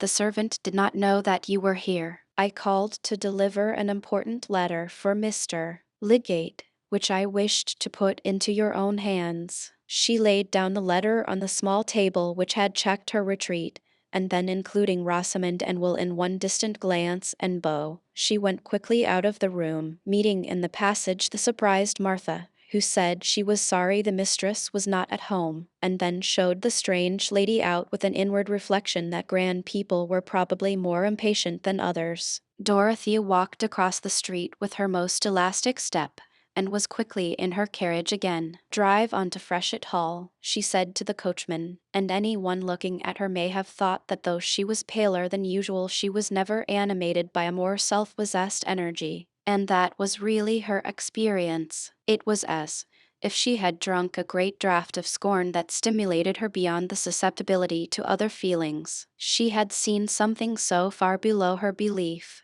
that her emotions rushed back from it and made an excited throng without an object. She needed something active to turn her excitement out upon. She felt power to walk and work for a day without meat or drink, and she would carry out the purpose with which she had started in the morning, of going to Freshet and Tipton to tell Sir James and her uncle all that she wished them to know about Lydgate, whose married loneliness under his trial now presented itself to her with new significance, and made her more ardent in readiness to be his champion. She had never felt anything like this triumphant power of indignation in the struggle of her married life, in which there had always been a quickly subduing pang, and she took it as a sign of new strength. "Dodo, how very bright your eyes are," said Celia, when Sir James was gone out of the room, "and you don't see anything you look at, Arthur, or anything. You are going to do something uncomfortable, I know. Is it all about Mr.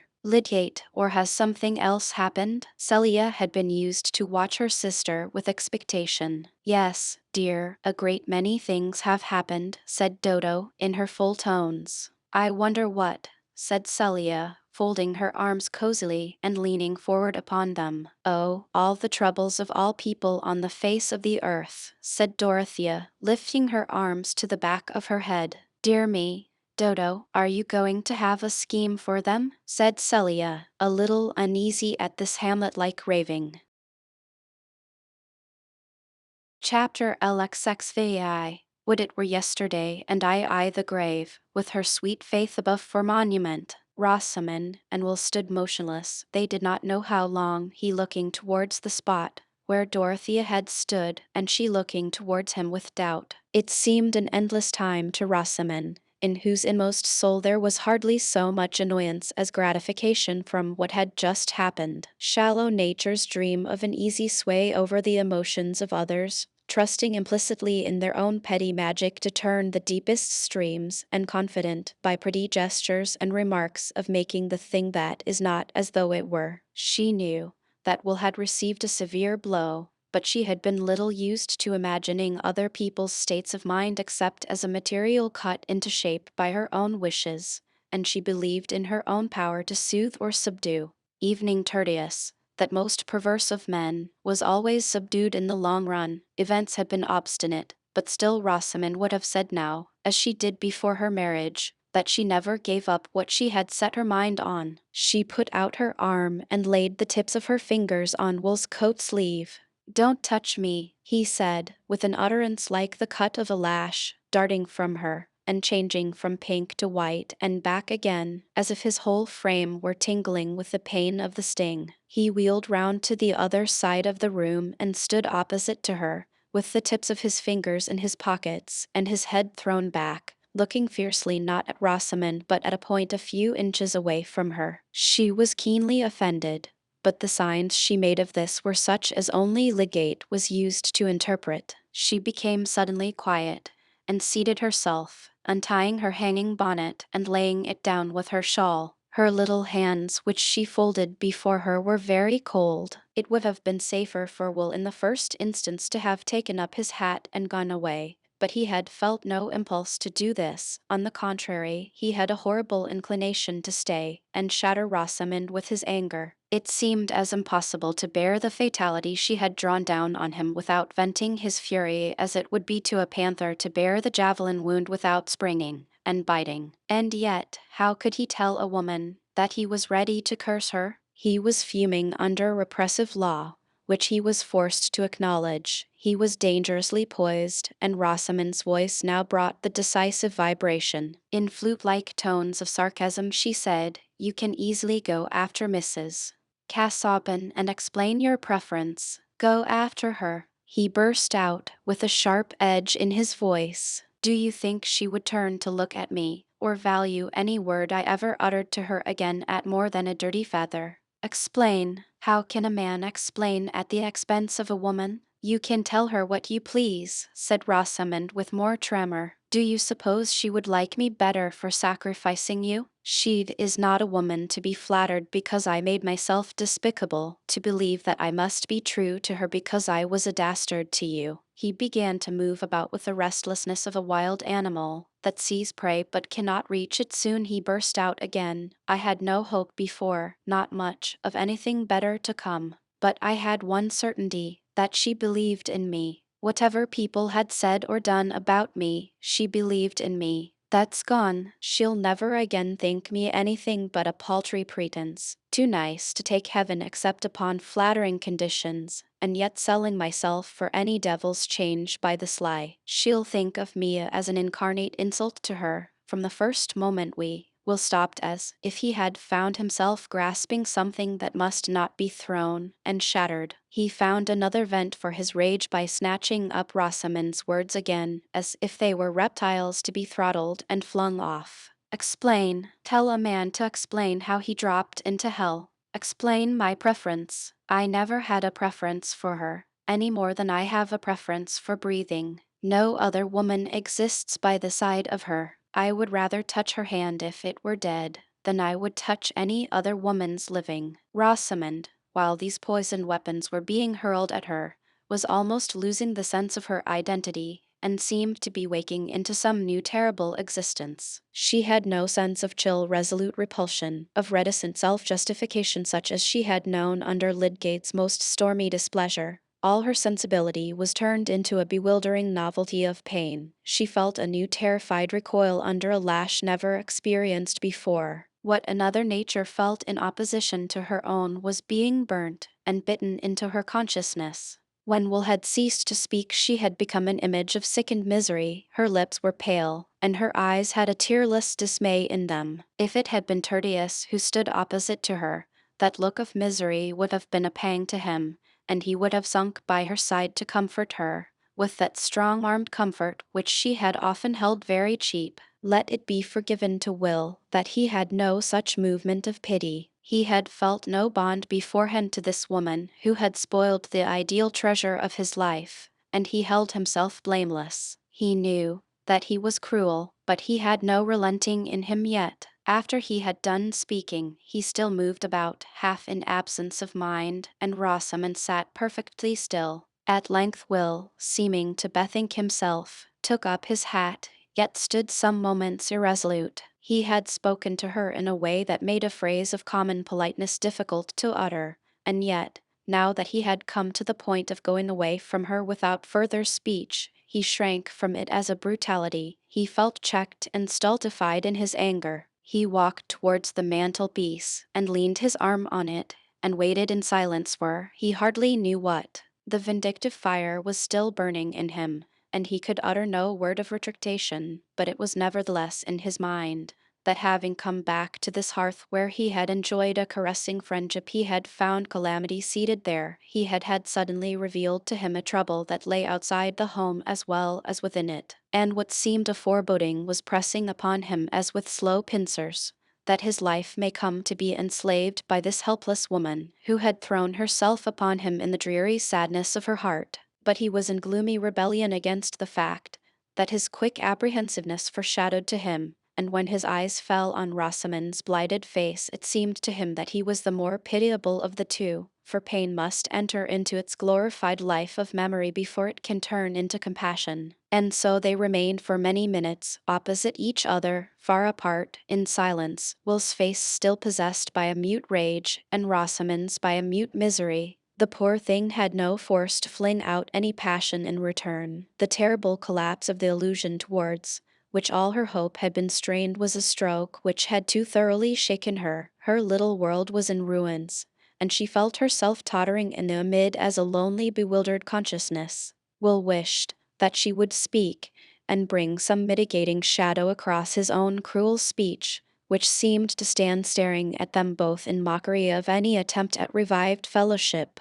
But she said nothing, and at last, with a desperate effort over himself, he asked, "Shall I come in and see Lydgate this evening?" "If you like," Rosamond answered, just audibly, and then Will went out of the house, Martha never knowing that he had been in. After he was gone, Rosamond tried to get up from her seat, but fell back fainting. When she came to herself again, she felt too ill to make the exertion of rising to ring the bell, and she remained helpless until the girl, surprised at her long absence, thought for the first time of looking for her in all the downstairs rooms. Rosamond said that she had felt suddenly sick and faint and wanted to be helped upstairs. When there she threw herself on the bed with her clothes on, and lay in apparent torpor, as she had done once before on a memorable day of grief. Lydgate came home earlier than he had expected, about 5:30, and found her there. The perception that she was ill threw every other thought into the background. When he felt her pulse, her eyes rested on him with more persistence than they had done for a long while, as if she felt some content that he was there. He perceived the difference in a moment, and seating himself by her put his arm gently under her, and bending over her said, "My poor Rosamond, has something agitated you?" Clinging to him she fell into hysterical sobbings and cries, and for the next hour he did nothing but soothe and tend her.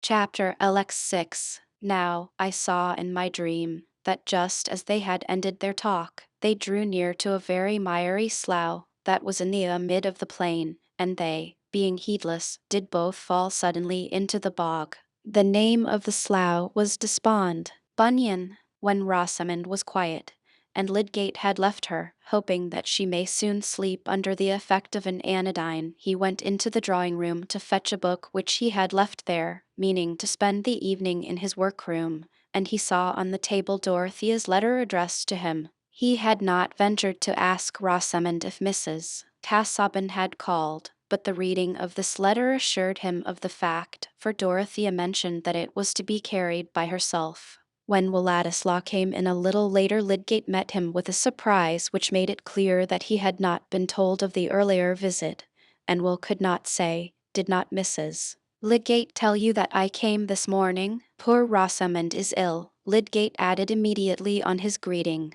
"Not seriously, I hope," said Will. "No, only a slight nervous shock, the effect of some agitation. She has been overwrought lately. The truth is, Ladislaw, I am an unlucky devil. We have gone through several rounds of purgatory since you left, and I have lately got onto a worse sledge of it than ever. I suppose you are only just come down. You look rather battered. You have not been long enough in the town to hear anything? I travelled all night and got to the White Hart at 8 o'clock this morning. I have been shutting myself up and resting," said Will, feeling himself a sneak, but seeing no alternative to this evasion. And then he heard Lydgate's account of the troubles, which Rosamond had already depicted to him in her way. She had not mentioned the fact of Will's name being connected with the public story, this detail not immediately affecting her, and he now heard it for the first time. "I thought it better to tell you that your name is mixed up with the disclosures,"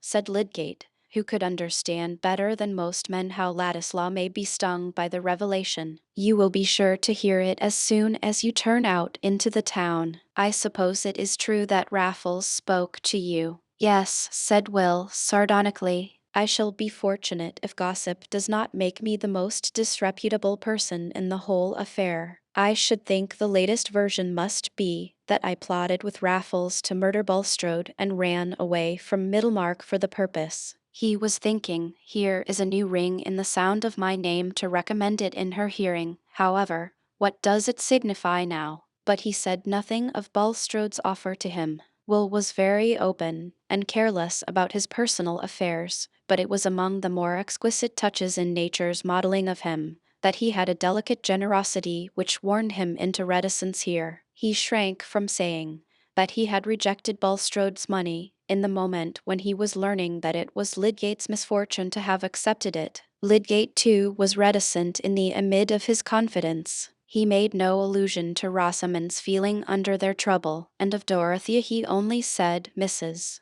Casaubon has been the one person to come forward and say that she had no belief in any of the suspicions against me." Observing a change in Will's face, he avoided any further mention of her, feeling himself too ignorant of their relation to each other not to fear that his words may have some hidden painful bearing on it. And it occurred to him that Dorothea was the real cause of the present visit to Middlemarch. The two men were pitying each other. But it was only Will who guessed the extent of his companion's trouble. When Lydgate spoke with desperate resignation of going to settle in London, and said with a faint smile, "We shall have you again, old fellow," Will felt inexpressibly mournful, and said nothing. Rosamond had, that morning, entreated him to urge the step on Lydgate, and it seemed to him as if he were beholding in a magic panorama a future where he himself was sliding into that pleasureless yielding to the small solicitations of circumstance, which is a commoner history of perdition than any single momentous bargain. We are on a perilous margin when we begin to look passively at our future selves, and see our own figures led with dull consent into insipid misdoing and shabby achievement. Poor Lydgate was inwardly groaning on that margin, and Will was arriving at it.